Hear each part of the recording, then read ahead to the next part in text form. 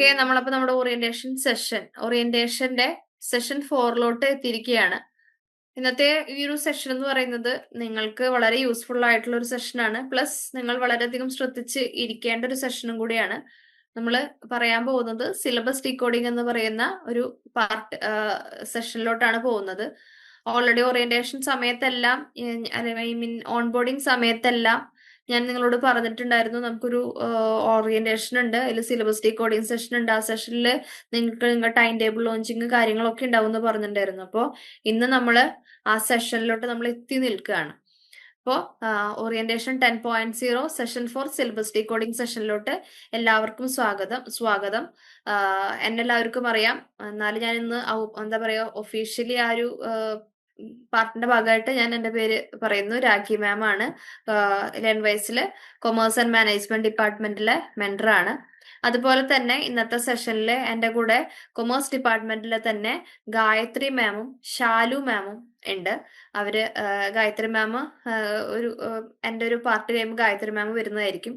ഷാലു മാം നമ്മളെ സപ്പോർട്ട് ചെയ്യാനായിട്ട് പിന്നണിയിലുണ്ട്. സോ നമുക്ക് അധികം താമസിയാതെ നമ്മുടെ സെഷന്റെ മെയിൻ പാർട്ടിലോട്ട് പോവാം.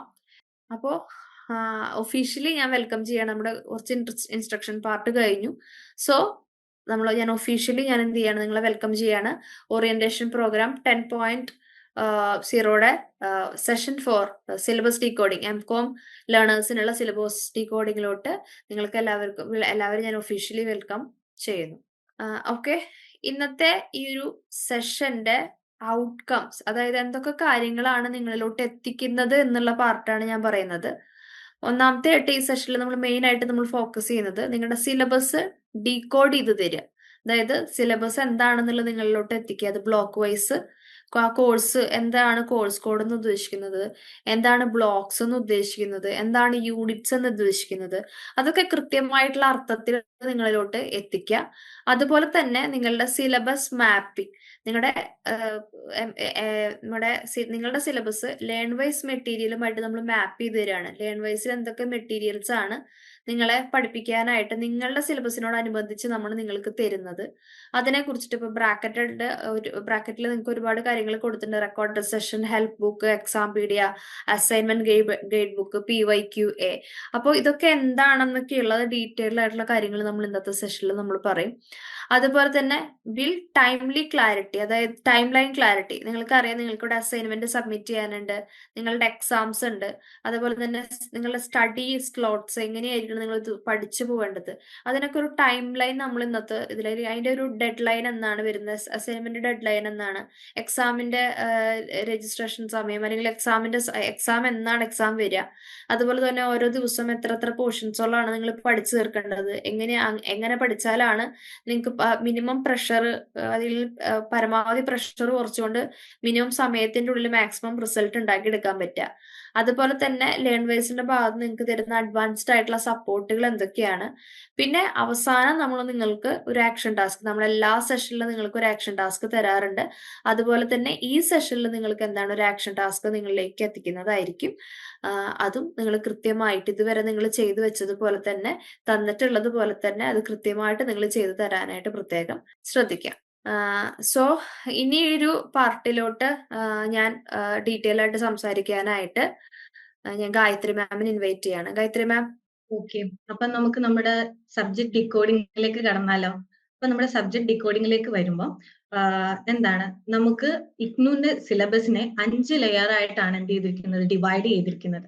ഒന്ന് programme, course, block, unit and assessment എന്ന് പറഞ്ഞിട്ട്. ഇപ്പം പ്രോഗ്രാം എന്ന് പറയുമ്പോൾ ചില കോഴ്സ് അല്ലെങ്കിൽ ചില പ്രോഗ്രാംസ് സെമസ്റ്റർ വൈസ് ഉണ്ടാവും, ചില പ്രോഗ്രാംസ് ഇയർ വൈസ് ഉണ്ടാവും. അപ്പൊ നമ്മുടെ ഇവിടെ സെമസ്റ്റർ വൈസ് ആണ്. അപ്പം 2 സെമ്മും കൂടെ ചേർത്ത് നമ്മൾ ഒരു ഇയർ വൈസ്, ഒരു ഫസ്റ്റ് ഇയറിലെ കാര്യമാണ് നമ്മൾ എന്ത് ചെയ്യാൻ പോകുന്നത് ഇന്നിവിടെ നോക്കുന്നത്. ദെൻ കോഴ്സസ് എന്ന് പറയുന്നത് സബ്ജക്ട്സ് ആണ്. നമുക്ക് പഠിക്കുന്ന ഓരോ സബ്ജക്റ്റിനെയാണ് നമ്മൾ കോഴ്സസ് എന്ന് പറയുന്നത്. ആ കോഴ്സസിന് ഓരോ കോഡ് ഉണ്ട്, ടൈറ്റിൽ ഉണ്ട്, ക്രെഡിറ്റ്സ് ഉണ്ട്. അതേപോലെ തന്നെ ബ്ലോക്ക് എന്ന് പറയുന്നത് നമ്മളിപ്പം ഡിഗ്രിയിലൊക്കെ പഠിച്ചിട്ടുണ്ടാകും, ഓരോ മൊഡ്യൂൾ അല്ലെങ്കിൽ ചാപ്റ്റർ എന്നുള്ളത്. അപ്പൊ നമ്മുടെ ഇഗ്നുവിലേക്ക് വരുമ്പോൾ അതിനെ ബ്ലോക്ക് എന്നാണ് നമ്മൾ പറയുന്നത്. അപ്പൊ ഓരോ സബ്ജക്റ്റിന് അല്ലെങ്കിൽ ഓരോ കോഴ്സസിനും എന്തുണ്ടാവും, ബ്ലോക്ക് എന്നും പറഞ്ഞിട്ട് ഉണ്ടാവും. അതിനും എന്താണ് ഓരോ ടൈറ്റിലും കാര്യങ്ങളും ഉണ്ട്. ദെൻ ആ ബ്ലോക്കിനെ അതിന്റെ ഇമ്പോർട്ടന്റ് ഏരിയ അല്ലെങ്കിൽ ടോപ്പിക്സ് ആയിട്ട് യൂണിറ്റ് ആയിട്ട് തിരിച്ചിട്ടുണ്ടാവും. അതിനെയാണ് നമ്മൾ എന്ത് പറയുന്നത്, യൂണിറ്റ്സ് എന്ന് പറയുന്നത്. ആ യൂണിറ്റ്സ് ഇപ്പൊ നമ്മൾ പഠിച്ചു തുടങ്ങിയവരാണെങ്കിൽ, അല്ലെങ്കിൽ നമ്മുടെ ലേൺ വൈസ് ആപ്പ് ഉപയോഗിച്ച് പഠിച്ചു തുടങ്ങിയവരാണെങ്കിൽ നിങ്ങൾക്ക് മനസ്സിലാവും നമ്മുടെ യൂണിറ്റ് അകത്ത് ലെസൺസ് എന്ന് പറഞ്ഞ യൂണിറ്റിനെയും ഡിവൈഡ് ചെയ്തിട്ട് എന്തുണ്ട്, ലെസൺസ് എന്ന് പറഞ്ഞിട്ടായിരിക്കും എന്ത് ചെയ്തിട്ടുണ്ടാവുക, ഓരോ യൂണിറ്റ്സും കൊടുത്തിട്ടുണ്ടാവുക. പിന്നെ നമ്മൾ ഓരോ കോഴ്സ് സബ്ജക്ട്സ് പഠിച്ചു അല്ലെങ്കിൽ അതിന്റെ അകത്തുള്ള കാര്യങ്ങൾ പഠിച്ചുകൊണ്ട് മാത്രം എന്ത് ചെയ്യാൻ പറ്റില്ല, നമ്മളൊരു കോഴ്സ് കംപ്ലീഷൻ ചെയ്യാനായിട്ട് പറ്റില്ല. അതിന് ഒരു അസസ്മെന്റ് വേണം. ആ അസസ്മെന്റ്, ഒരു കംപ്ലീറ്റ് അസസ്മെന്റ് എന്ന് പറയുന്നത് നമ്മുടെ അസൈൻമെന്റ്സും അതുപോലെ തന്നെ ടിഇ എന്ന് പറയുന്നത് ടേം ആൻഡ് എക്സാമിനേഷൻ, അത് രണ്ടും കംപ്ലീറ്റ് ചെയ്താലായിരിക്കും നമ്മുടെ ഫുൾ ആ ഒരു ഇഗ്നുവിന്റെ ആ ഒരു പ്രോഗ്രാം കംപ്ലീഷൻ എന്ന് നമുക്ക് പറയാനായിട്ട് പറ്റത്തുള്ളൂ. അപ്പൊ നമ്മുടെ ഈ അസസ്മെന്റും കാര്യങ്ങളും എല്ലാം നമ്മൾ തരുന്നത് എക്സാക്ട് നമ്മുടെ ഇഗ്നുവിന്റെ പ്രോഗ്രാം ഗൈഡിലെ റൂൾസ് വെച്ചിട്ട് ആയിരിക്കും. ദെൻ നമുക്ക് ഒരു ക്വിക്ക് പൾസ് ആൻഡ് ബ്രിഡ്ജ് എന്ന് പറഞ്ഞ് നോക്കാം. അപ്പൊ നമ്മൾ ഈ വർഷം ഒരു ഫസ്റ്റ് ഇയറിൽ നമുക്ക് എത്ര കോഴ്സസ് ഉണ്ടെന്നുള്ളതാണ് നമ്മൾ എന്ത് ചെയ്യുന്നത്, ഇന്നത്തെ ഈ സബ്ജക്ട് ഡീകോഡിംഗിൽ നോക്കാനായിട്ട് പോകുന്നത്. ഓക്കെ, അപ്പം നമുക്ക് നമ്മുടെ എംകോമിന്റെ സബ്ജക്ട് ഡീകോഡിംഗ് സ്റ്റാർട്ട് ചെയ്താലോ? ഓക്കെ, അപ്പൊ നമുക്ക് നമ്മുടെ സിലബസ് മാപ്പിംഗിലേക്ക് പോകാം. സിലബസ് മാപ്പിംഗിൽ നമ്മൾ എംകോം ഫസ്റ്റ് ഇയർ ആണ് നമ്മൾ എന്ത് ചെയ്യുന്നത്, മെയിൻ ആയിട്ട് ഇന്ന് ഫോക്കസ് ചെയ്യുന്നത്. അതിൽ നമുക്ക് 2 സെമസ്റ്റർ ആണ്. ഫസ്റ്റ് ഇയറിൽ നമുക്ക് 2 സെമസ്റ്റർ ആണ് ഉള്ളത്. 2 സെമസ്റ്ററിൽ, ഒരു സെമസ്റ്ററിൽ 4 സബ്ജക്ട് വെച്ചിട്ട് നമുക്ക് 2 സെമസ്റ്ററിലായിട്ട് 1 ഇയറിൽ നമുക്ക് 8 സബ്ജക്ട്സ് ആണ് പഠിക്കാനായിട്ടുള്ളത്. ഇപ്പൊ നമ്മൾ നേരത്തെ പറഞ്ഞിരുന്നു നമുക്ക് ഓരോ കോഴ്സിനും ഓരോ കോഡ് ഉണ്ടെന്ന് പറഞ്ഞിരുന്നു. അപ്പം ഈ MC001 അല്ലെങ്കിൽ MC004 എന്ന് പറയുന്ന ആ ഓരോ സബ്ജക്റ്റിന്റെ അല്ലെങ്കിൽ ഓരോ കോഴ്സിന്റെ കോഡാണ് ഈ MC001 MC004 എന്ന് പറഞ്ഞിട്ടുള്ളത് കൊടുത്തിരിക്കുന്നത്. അപ്പൊ നമ്മുടെ ഫസ്റ്റ് ഇയറിൽ പഠിക്കാനുള്ള കോഴ്സസ് എന്ന് പറയുന്നത് MC001 organisational theory and behaviour, MC004 business environment, MC005 accounting four managerial decisions, MC006 marketing management, MC0021 managerial economics, MC0022 quantitative analysis for managerial application, MC0023 strategic management, MC0024 business ethics and CSR. ഇതിൽ നമുക്ക് first സെമ്മിൽ പഠിക്കാനുള്ളത് organisational theory and behaviour, business environment, accounting four managerial decisions and managerial economics. ഈ 4 subject ആണ് അല്ലെങ്കിൽ courses ആണ് നമുക്ക് first സെമ്മിൽ പഠിക്കാനുള്ളത്. ബാക്കി 4 സെക്കൻഡ് സെമ്മിലാണ് നമുക്ക് പഠിക്കാനുള്ളത്. ദെൻ അവൈലബിലിറ്റി എന്ന് പറയുന്നത് ഫുള്ളി അവൈലബിൾ ആണ്. നമ്മുടെ ആപ്പിനകത്ത് അതിന്റെ എല്ലാ ഫസ്റ്റ് ബ്ലോക്ക് മുതലുള്ള എല്ലാ വീഡിയോസും അതേപോലെ തന്നെ റിസോഴ്സസും ഫുള്ളി നമ്മുടെ ആപ്പിനകത്ത് അവൈലബിൾ ആണ്. ദെൻ ക്രെഡിറ്റ്സ് എന്ന് പറയുന്നത് ഇപ്പൊ നിങ്ങൾ ഡിഗ്രി ഒക്കെ പഠിച്ചു വന്നിട്ടുള്ളത് കൊണ്ട് നിങ്ങൾക്ക് അറിയാം ക്രെഡിറ്റ്സ് എന്ന് പറയുന്നത് എന്താണെന്നുള്ളത്. അത് ഓരോ സബ്ജക്റ്റിന്റെ ഇമ്പോർട്ടൻസിനെ കാണിക്കുന്നതാണ് ക്രെഡിറ്റ്സ് എന്ന് പറയുന്നത്. ഇപ്പൊ ഒരു 1 ക്രെഡിറ്റ് എന്ന് പറയുന്നത് 30 അവേഴ്സ് ആണ്. ഇപ്പൊ ഒരു സബ്ജക്റ്റിന് 1 ക്രെഡിറ്റ് ഉണ്ടെന്ന് പറഞ്ഞാൽ ആ സബ്ജക്റ്റ് എന്ത് ചെയ്യണം, നമ്മൾ 30 മണിക്കൂർ പഠിക്കാന്നുള്ളതാണ്. അപ്പം 6 ക്രെഡിറ്റ് എന്ന് പറയുന്നത് 4 ക്രെഡിറ്റ് എന്ന് പറയുകയാണെങ്കിൽ 4 × 30 ആ ഒരു ഇത്രയും മണിക്കൂർ നമ്മൾ എന്ത് ചെയ്യണം, ആ ഒരു സബ്ജക്റ്റിന് നമ്മൾ ഇൻവെസ്റ്റ് ചെയ്യണം അല്ലെങ്കിൽ അത്രയും ഇമ്പോർട്ടൻസ് കൊടുത്ത് പഠിക്കണം എന്നുള്ളതാണ് ക്രെഡിറ്റ് കൊണ്ട് സൂചിപ്പിക്കുന്നത്. അപ്പം ഫസ്റ്റ് ഇയറിൽ നമുക്ക് 6 ക്രെഡിറ്റിന്റെ 4 സബ്ജക്ട്സും 4 ക്രെഡിറ്റിന്റെ 4 സബ്ജക്ട്സും ആണ് എന്നുള്ളത് നമുക്ക് ഫസ്റ്റ് ഇയറിൽ പഠിക്കാനുള്ളത്. ദെൻ നമ്മൾ സെക്കൻഡ് ഇയറിലേക്ക് പോവുകയാണെങ്കിൽ നമുക്ക് 6 സബ്ജക്ട്സും ദെൻ ആ ഒരു പ്രോജക്റ്റും ആണ് നമുക്ക് സെക്കൻഡ് ഇയറിനകത്ത് ഉണ്ടാവുക. സെക്കൻഡ് ഇയറിലെ കോഴ്സസ് എന്ന് പറയുന്നത് MC003 research methodology and statistical analysis, പിന്നെ MC007 financial management, IB002 international marketing management, MC0015 Indians foreign trade and investment, IB001 international business environment, IBO06 international business finance, പിന്നെ MC0P001 project. ഇങ്ങനെ നമുക്ക് 6 സബ്ജക്റ്റും ഒരു പ്രൊജക്റ്റും ആയിട്ടായിരിക്കും ഉണ്ടാവുക. ഈ 6 സബ്ജക്ട്സും നമ്മൾ ഫുള്ളി അവൈലബിൾ ആണ്. പ്രൊജക്ട് എന്ന് പറയുന്നത് നമുക്ക് 3rd സെം തൊട്ട് അല്ലെങ്കിൽ ഒരു 4th സെം ആകുമ്പോഴായിരിക്കും നമുക്ക് എന്ത് ചെയ്യാം, പ്രൊജക്ടിന്റെ കാര്യങ്ങളൊക്കെ വരിക. പ്രൊജക്ടിന്റെ കാര്യങ്ങൾ ഡീറ്റെയിൽസ് ആയിട്ട് നമ്മുടെ സ്റ്റഡി സെന്റേഴ്സ് ആയിരിക്കും പറഞ്ഞു തരുന്നുണ്ടാവുക. ഗൈഡിനെയും കാര്യങ്ങളും എങ്ങനെയാണെന്നുള്ളതെല്ലാം നമ്മുടെ സ്റ്റഡി സെന്റേഴ്സ് ആയിരിക്കും കൂടുതലായിട്ട് നമുക്ക് പറഞ്ഞു തരുന്നുണ്ടാവും. പിന്നെ ആ സമയമാകുമ്പോൾ നമ്മൾ ഇവിടുന്ന് അതിന് വേണ്ട അതായത് അസൈൻഡ് മെന്റേഴ്സ് അതിന് വേണ്ട ഗൈഡൻസും കാര്യങ്ങളും ഒക്കെ തരുന്നതായിരിക്കും കേട്ടോ. പിന്നെ അതിനും ഒരു സബ്ജക്ട്സിന് മാത്രമേ ഉള്ളൂ 4 ക്രെഡിറ്റ്, ബാക്കി എല്ലാത്തിനും 6 ക്രെഡിറ്റ് ആണ് സെക്കൻഡ് ഇയറിലേക്ക് വരുമ്പോൾ. ദെൻ നമുക്ക് ഫസ്റ്റ് ഇയറിലെ സബ്ജക്ട്സ് ഓരോന്നായിട്ട് ഡീറ്റെയിൽ ആയിട്ട് എന്ത് ചെയ്യാം, നമുക്ക് അനലൈസ് ചെയ്യാം. അതിൽ ഫസ്റ്റ് സബ്ജക്റ്റ് ആണ് organisational theory and behaviour, MC001 organisational theory and behaviour. അതിൽ നമുക്ക് ബ്ലോക്ക് 1 ഫസ്റ്റ് ബ്ലോക്കിൽ നമുക്ക് 3 യൂണിറ്റ്സ് ആണുള്ളത്. ബ്ലോക്കിന്റെ പേര് ഓർഗനൈസേഷണൽ തിയറി. അതിന് 3 യൂണിറ്റ്സ് ആണുള്ളത്. അതിൽ നമ്മൾ പഠിക്കുന്നത് ഒരു ഓർഗനൈസേഷന്റെ ഇൻട്രൊഡക്ഷൻ, പിന്നെ ഓർഗനൈസേഷൻ തിയറീസ് എന്താണെന്നുള്ളത്, പിന്നെ ഒരു ഓർഗനൈസേഷന്റെ സ്ട്രക്ചർ ആൻഡ് എഫക്റ്റീവ്നെസ്. അതാണ് നമ്മൾ ബ്ലോക്ക് 1 പഠിക്കുന്നത്.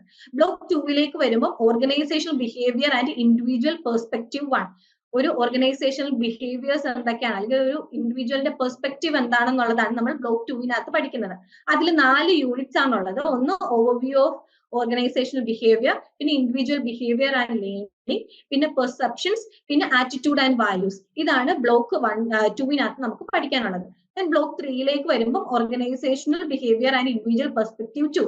അതിനകത്ത് നമുക്ക് പേഴ്സണാലിറ്റി ആൻഡ് ഇമോഷൻസ്, ഓരോ ഇൻഡിവിജ്വൽസിന്റെ പേഴ്സണാലിറ്റീസ് അല്ലെങ്കിൽ അവരുടെ എന്താണ് ഇമോഷൻസും കാര്യങ്ങളും, പിന്നെ അവരുടെ സ്ട്രെസ് മാനേജ്മെന്റ് ചെയ്യാനുള്ള ആസ്പെക്ട്സും അവരെങ്ങനെ അളക്കുന്നു എന്നുള്ള കാര്യങ്ങൾ, ദെൻ മോട്ടിവേഷൻ, പിന്നെ job design and job satisfaction. അങ്ങനെ 4 യൂണിറ്റ്സ് ആയിട്ട് ഉള്ളതാണ് എന്താണ് ബ്ലോക്ക് 3 എന്ന് പറയുന്നത്. ദെൻ നമ്മൾ ബ്ലോക്ക് 4 വരുമ്പോൾ ഗ്രൂപ്പ് ബിഹേവിയർ ആണ് വരിക. അതിനകത്ത് എന്താണ് 5 യൂണിറ്റ്സ് ആണുള്ളത്. ഒന്ന് group formation and structure, then communication, പിന്നെ കോൺഫ്ലിക്ട് മാനേജ്മെന്റ്, പിന്നെ ഒരു team building and leadership.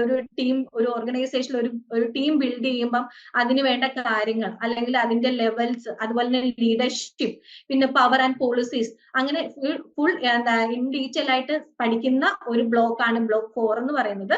Block 5 വരുമ്പോൾ ഓർഗനൈസേഷൻ കൾച്ചറൽ ആൻഡ് ഡെവലപ്മെന്റ് ആണ്. അതിൽ 4 യൂണിറ്റ്സ് ആണുള്ളത്. ഒന്ന് ഓർഗനൈസേഷൻ കൾച്ചർ ആൻഡ് ക്ലൈമറ്റ്, ഒരു ഓർഗനൈസേഷന്റെ ക്ലൈമറ്റ്സ് എന്താണ്, അല്ലെങ്കിൽ അതിന്റെ കൾച്ചേഴ്സ് എന്താണ്, ഓരോ മാറുന്നതനുസരിച്ച് ഓരോ ഓർഗനൈസേഷന്റെ കൾച്ചേഴ്സ് മാറുകയാണ് അല്ലെ. അപ്പൊ അതെന്താണെന്നുള്ളത് നമ്മൾ ഡീറ്റെയിൽ ആയിട്ട് പഠിക്കുന്നുണ്ട്. പിന്നെ ഓർഗനൈസേഷൻ ചേഞ്ചസ് എന്താണെന്നുള്ളത്, പിന്നെ ഓർഗനൈസേഷണൽ ഡെവലപ്മെന്റ്, പിന്നെ emerging trends in organisational behaviour, ഓരോ ഓർഗനൈസേഷൻ ബിഹേവിയറിലെ എന്താ എമർജിംഗ് ട്രെൻഡ്സ് എന്താണെന്നുള്ളത്. അങ്ങനെ 4 യൂണിറ്റ്സ് ആയിട്ടാണ് നമ്മൾ ബ്ലോക്ക് 5 പഠിക്കുന്നത്. ദെൻ നമ്മൾ അടുത്ത സബ്ജക്റ്റ് ആണ് MC004 ബിസിനസ് എൻവയോൺമെന്റ് എന്ന് പറയുന്നത്. എൻവയോൺമെന്റിൽ ഫസ്റ്റ് ബ്ലോക്ക് എന്ന് പറയുന്നത് സോഷ്യോ പൊളിറ്റിക്കൽ എൻവയോൺമെന്റ് ആണ്. അതിന് 4 യൂണിറ്റ്സ് ആണുള്ളത്. ഒന്നെന്ന് പറയുന്നത് ഡൈമെൻഷൻസ് ഓഫ് ബിസിനസ് എൻവയോൺമെന്റ്. ഒരു ബിസിനസ് എൻവയോൺമെന്റിന് എത്ര ഡൈമെൻഷൻസ് ഉണ്ട്, എന്തൊക്കെയാണെന്നുള്ളതാണ് നമ്മൾ ഫസ്റ്റ് യൂണിറ്റിൽ പഠിക്കുന്നത്. ദെൻ സോഷ്യോ കൾച്ചറൽ എൻവയോൺമെന്റ്, പിന്നെ സോഷ്യൽ റെസ്പോൺസിബിലിറ്റി ഓഫ് ബിസിനസ്, പിന്നെ പൊളിറ്റിക്കൽ എൻവയോൺമെന്റ്. അങ്ങനെ 4 യൂണിറ്റ് ആയിട്ടാണ് നമ്മൾ ബ്ലോക്ക് 1 പഠിക്കുന്നത്. ദെൻ ബ്ലോക്ക് 2 വരുമ്പോൾ ലീഗൽ എൻവയോൺമെന്റിൽ എന്ന് പറയുന്ന ബ്ലോക്കിനകത്തും 4 യൂണിറ്റ്സ് ആണുള്ളത്. ഒന്ന് regulatory policies and framework, corporate law 2, then corporate law 1, corporate law 2, labour legislation. അങ്ങനെ ലീഗൽ എൻവയോൺമെന്റ്, ഒരു ബിസിനസ് എൻവയോൺമെന്റിലേക്ക് വരുമ്പോൾ അതിന്റെ ലീഗൽ ആസ്പെക്ട്സ് മൊത്തം നമ്മൾ ഇൻഡെപ്ത് ആയിട്ട് പഠിക്കുന്ന ഒരു ബ്ലോക്കാണ് ബ്ലോക്ക് 2 എന്ന് പറയുന്നത്. ദെൻ ബ്ലോക്ക് 3 വരുമ്പോൾ റെഗുലേഷൻസ് ഓഫ് ഫിനാൻഷ്യൽ മാർക്കറ്റ്, ഒരു ഫിനാൻഷ്യൽ മാർക്കറ്റിന്റെ റെഗുലേഷൻസിന് പഠിക്കുന്നതാണ് ബ്ലോക്ക് 3 എന്ന് പറയുന്നത്. അതിലും 4 യൂണിറ്റ്സ് ആണുള്ളത്. ഒന്ന് ഫിനാൻഷ്യൽ മാർക്കറ്റ്, എന്താണ് ഫിനാൻഷ്യൽ മാർക്കറ്റ്, അതിനകത്ത് എന്തൊക്കെ ഇൻസ്ട്രുമെന്റ്സ് വരും, കമ്പോണൻസ് വരും എന്നുള്ളത്. പിന്നെ ക്യാപിറ്റൽ മാർക്കറ്റ്, അതിന്റെ ഇൻസ്ട്രുമെന്റ്സും എന്താണ് കാര്യങ്ങൾ എന്നുള്ളത്. പിന്നെ ഒരു ക്യാപിറ്റൽ മാർക്കറ്റിന്റെ റെഗുലേഷൻസ്, പിന്നെ investors protection and corporate governance. അങ്ങനെ 4 യൂണിറ്റ്സ് ആയിട്ട് പഠിക്കുന്ന ബ്ലോക്കാണ് ബ്ലോക്ക് 3 എന്ന് പറയുന്നത്. ദെൻ നമ്മൾ ബ്ലോക്ക് 4 വരുമ്പോൾ 5 യൂണിറ്റ്സ് ആണ് അതിനകത്തുള്ളത്. അത് എക്കണോമിക് എൻവയോൺമെന്റ് എന്ന് പറയുന്ന ബ്ലോക്ക് ആണ്. അതിൽ 5 യൂണിറ്റ്സ് ആണ്. ഒന്ന് സ്ട്രക്ചർ ഓഫ് ഇന്ത്യൻ എക്കോണമിയുടെ സ്ട്രക്ചർ, പിന്നെ economic planning, economic policies, small scale industries, then economic reforms. അങ്ങനെ 5 യൂണിറ്റ്സ് ആയിട്ട് പഠിക്കുന്ന ഒരു ബ്ലോക്കാണ് ബ്ലോക്ക് 4. ദെൻ ബ്ലോക്ക് 5 എന്ന് പറയുന്നത് ഇന്റർനാഷണൽ ആൻഡ് ടെക്നോളജിക്കൽ എൻവയോൺമെന്റ്. ഒരു ബിസിനസ് എൻവയോൺമെന്റിന്റെ ഇന്റർനാഷണലും അതേപോലെ തന്നെ ടെക്നോളജിക്കലും ആസ്പെക്ട്സ് പഠിക്കുന്ന ഒരു ബ്ലോക്കാണ് ബ്ലോക്ക് 5 എന്ന് പറയുന്നത്. അതിൽ ബാലൻസ് ഓഫ് പേയ്മെന്റ് അല്ലെങ്കിൽ എക്സിം പോളിസീസ് എന്താണെന്നുള്ളത്, globalisation, WTO world trade organisations പോലുള്ള കാര്യങ്ങൾ, പിന്നെ ഫോറിൻ ഇൻവെസ്റ്റ്മെന്റ് ആൻഡ് കൊളാബറേഷൻസ്, പിന്നെ ടെക്നോളജിക്കൽ എൻവയോൺമെന്റ്. ഇത് ഇത്രയും ഡീറ്റെയിൽ ആയിട്ട് പഠിക്കുന്ന ബ്ലോക്കാണ് ബ്ലോക്ക് 5 എന്ന് പറയുന്നത്. അടുത്ത സബ്ജക്റ്റ് ആണ് MC005 accounting four managerial decision. ഇത് പ്രോബ്ലം പേപ്പർ ആണ് കേട്ടോ. അപ്പം ഇതില് block 1 fundamentals of accounting. First block എന്ന് പറയുന്നത് ഫണ്ടമെന്റൽസ് ഓഫ് അക്കൗണ്ടിങ് ആണ്. അതിൽ 4 യൂണിറ്റ്സ് ആണുള്ളത്. ഒന്ന് അക്കൗണ്ടിങ്, ഒരു ഓവർവ്യൂ, അക്കൗണ്ടിങ് എന്താണെന്നുള്ള ഒരു ഓവർവ്യൂ ആണ് first unit. Then basic cost concept, ഒരു കോസ്റ്റ് കൺസെപ്റ്റിന്റെ ബേസിക്സ് എന്താണെന്നുള്ളതാണ് സെക്കൻഡ് യൂണിറ്റിൽ പഠിക്കുന്നത്. Then financial statements, understanding financial statements, അങ്ങനെ ഒരു അക്കൗണ്ടിങ്ങിന്റെ ഒരു ഫണ്ടമെന്റൽസ് പഠിക്കുന്ന ബ്ലോക്കാണ് ബ്ലോക്ക് ഫസ്റ്റ് എന്ന് പറയുന്നത്. സെക്കൻഡിലേക്ക് പോകുമ്പോൾ analysis of financial statement analysis ചെയ്യുന്നത്, അതൊരു 3 യൂണിറ്റ് ആയിട്ടാണുള്ളത്. Technique of financial analysis, statement of changes in financial positions, cash flow analysis, അങ്ങനെ 3 യൂണിറ്റ് ആണ് ബ്ലോക്ക് 2-നകത്തുള്ളത്. പിന്നെ ബ്ലോക്ക് 3യിലേക്ക് വരുമ്പോൾ ബഡ്ജറ്റിംഗ് ആൻഡ് ബഡ്ജറ്ററി കൺട്രോൾസ്. ഒരു ഓർഗനൈസേഷന് അല്ലെങ്കിൽ ഒരു ഫോമിന് അതിന്റെ ബഡ്ജറ്റും ബഡ്ജറ്ററി കൺട്രോൾ എന്ന് പറയുന്നത് ഒരു ഇമ്പോർട്ടന്റ് കാര്യമാണ്. അപ്പൊ അത് 3 യൂണിറ്റിലായിട്ട് ബഡ്ജറ്റിന്റെ ബേസിക് കമ്പോണൻസ്, അതുപോലെ തന്നെ പ്രിപ്പറേഷൻ അല്ലെങ്കിൽ റിവ്യൂ ഓഫ് ബഡ്ജറ്റ്, അല്ലെങ്കിൽ ഒരു ബഡ്ജറ്റിംഗിന്റെ അപ്രോച്ചസ് പഠിക്കുന്ന ഒരു ബ്ലോക്ക് ആണ് block 3 budgeting and budgetary control എന്ന് പറയുന്നത്. ദെൻ ബ്ലോക്ക് 4ലേക്ക് വരുമ്പോൾ സ്റ്റാൻഡേർഡ് കോസ്റ്റിംഗ് ആണ്.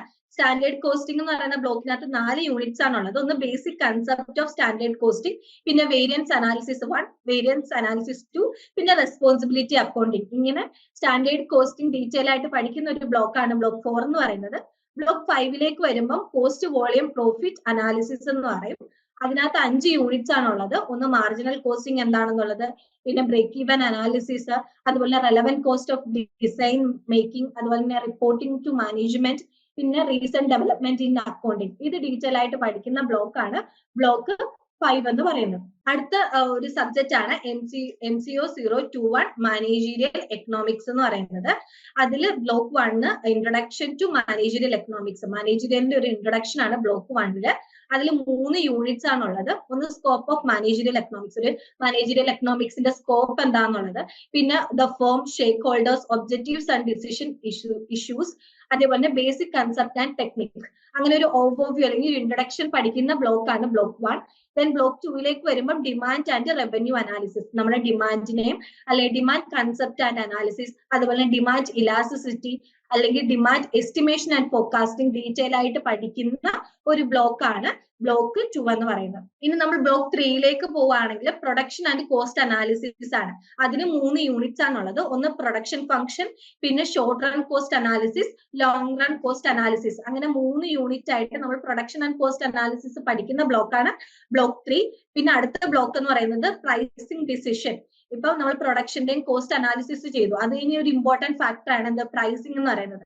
അപ്പൊ നമ്മളൊരു മാർക്കറ്റ് സ്ട്രക്ചർ അല്ലെങ്കിൽ ഒരു മാർക്കറ്റിലേക്ക് കയറുമ്പോൾ ഒരു എൻട്രി വരുമ്പോൾ ഉണ്ടാവുന്ന ബാരിയേഴ്സ് എന്താണെന്നുള്ളത്, പിന്നെ ഒരു പ്യുവർ മൊണോപ്പൊളി അല്ലെങ്കിൽ ഒരു കോമ്പറ്റീഷൻ വരുമ്പോൾ നമ്മൾ എങ്ങനെ പ്രൈസിങ് ചെയ്യണം എന്നുള്ളത്, അല്ലെങ്കിൽ ഒരു മൊണോപോളിസ്റ്റിക് അല്ലെങ്കിൽ ഒലിഗോപോളിസ്റ്റിക് കോമ്പറ്റീഷൻ വരുമ്പോൾ നമ്മൾ എങ്ങനെ പ്രൈസിങ് ചെയ്യണം, അല്ലെങ്കിൽ ഒരു പ്രൈസിങ് സ്ട്രാറ്റജീസ് എന്താണെന്നുള്ള ഒരു പ്രൈസിങ് ഡിസിഷന്റെ ഫുൾ ഇൻഡെപ്ത് ആയിട്ട് പഠിക്കുന്ന ഒരു 4 യൂണിറ്റ് ആയിട്ട് പഠിക്കുന്ന ഒരു ബ്ലോക്കാണ് ബ്ലോക്ക് 4 എന്ന് പറയുന്നത്. ദെൻ ബ്ലോക്ക് 4ഓടുകൂടി ആ സബ്ജക്ട് കഴിയും. ദെൻ അടുത്ത സബ്ജക്ട് എന്ന് പറയുന്നത് MCO 06 മാർക്കറ്റിംഗ് മാനേജ്മെന്റ് ആണ്.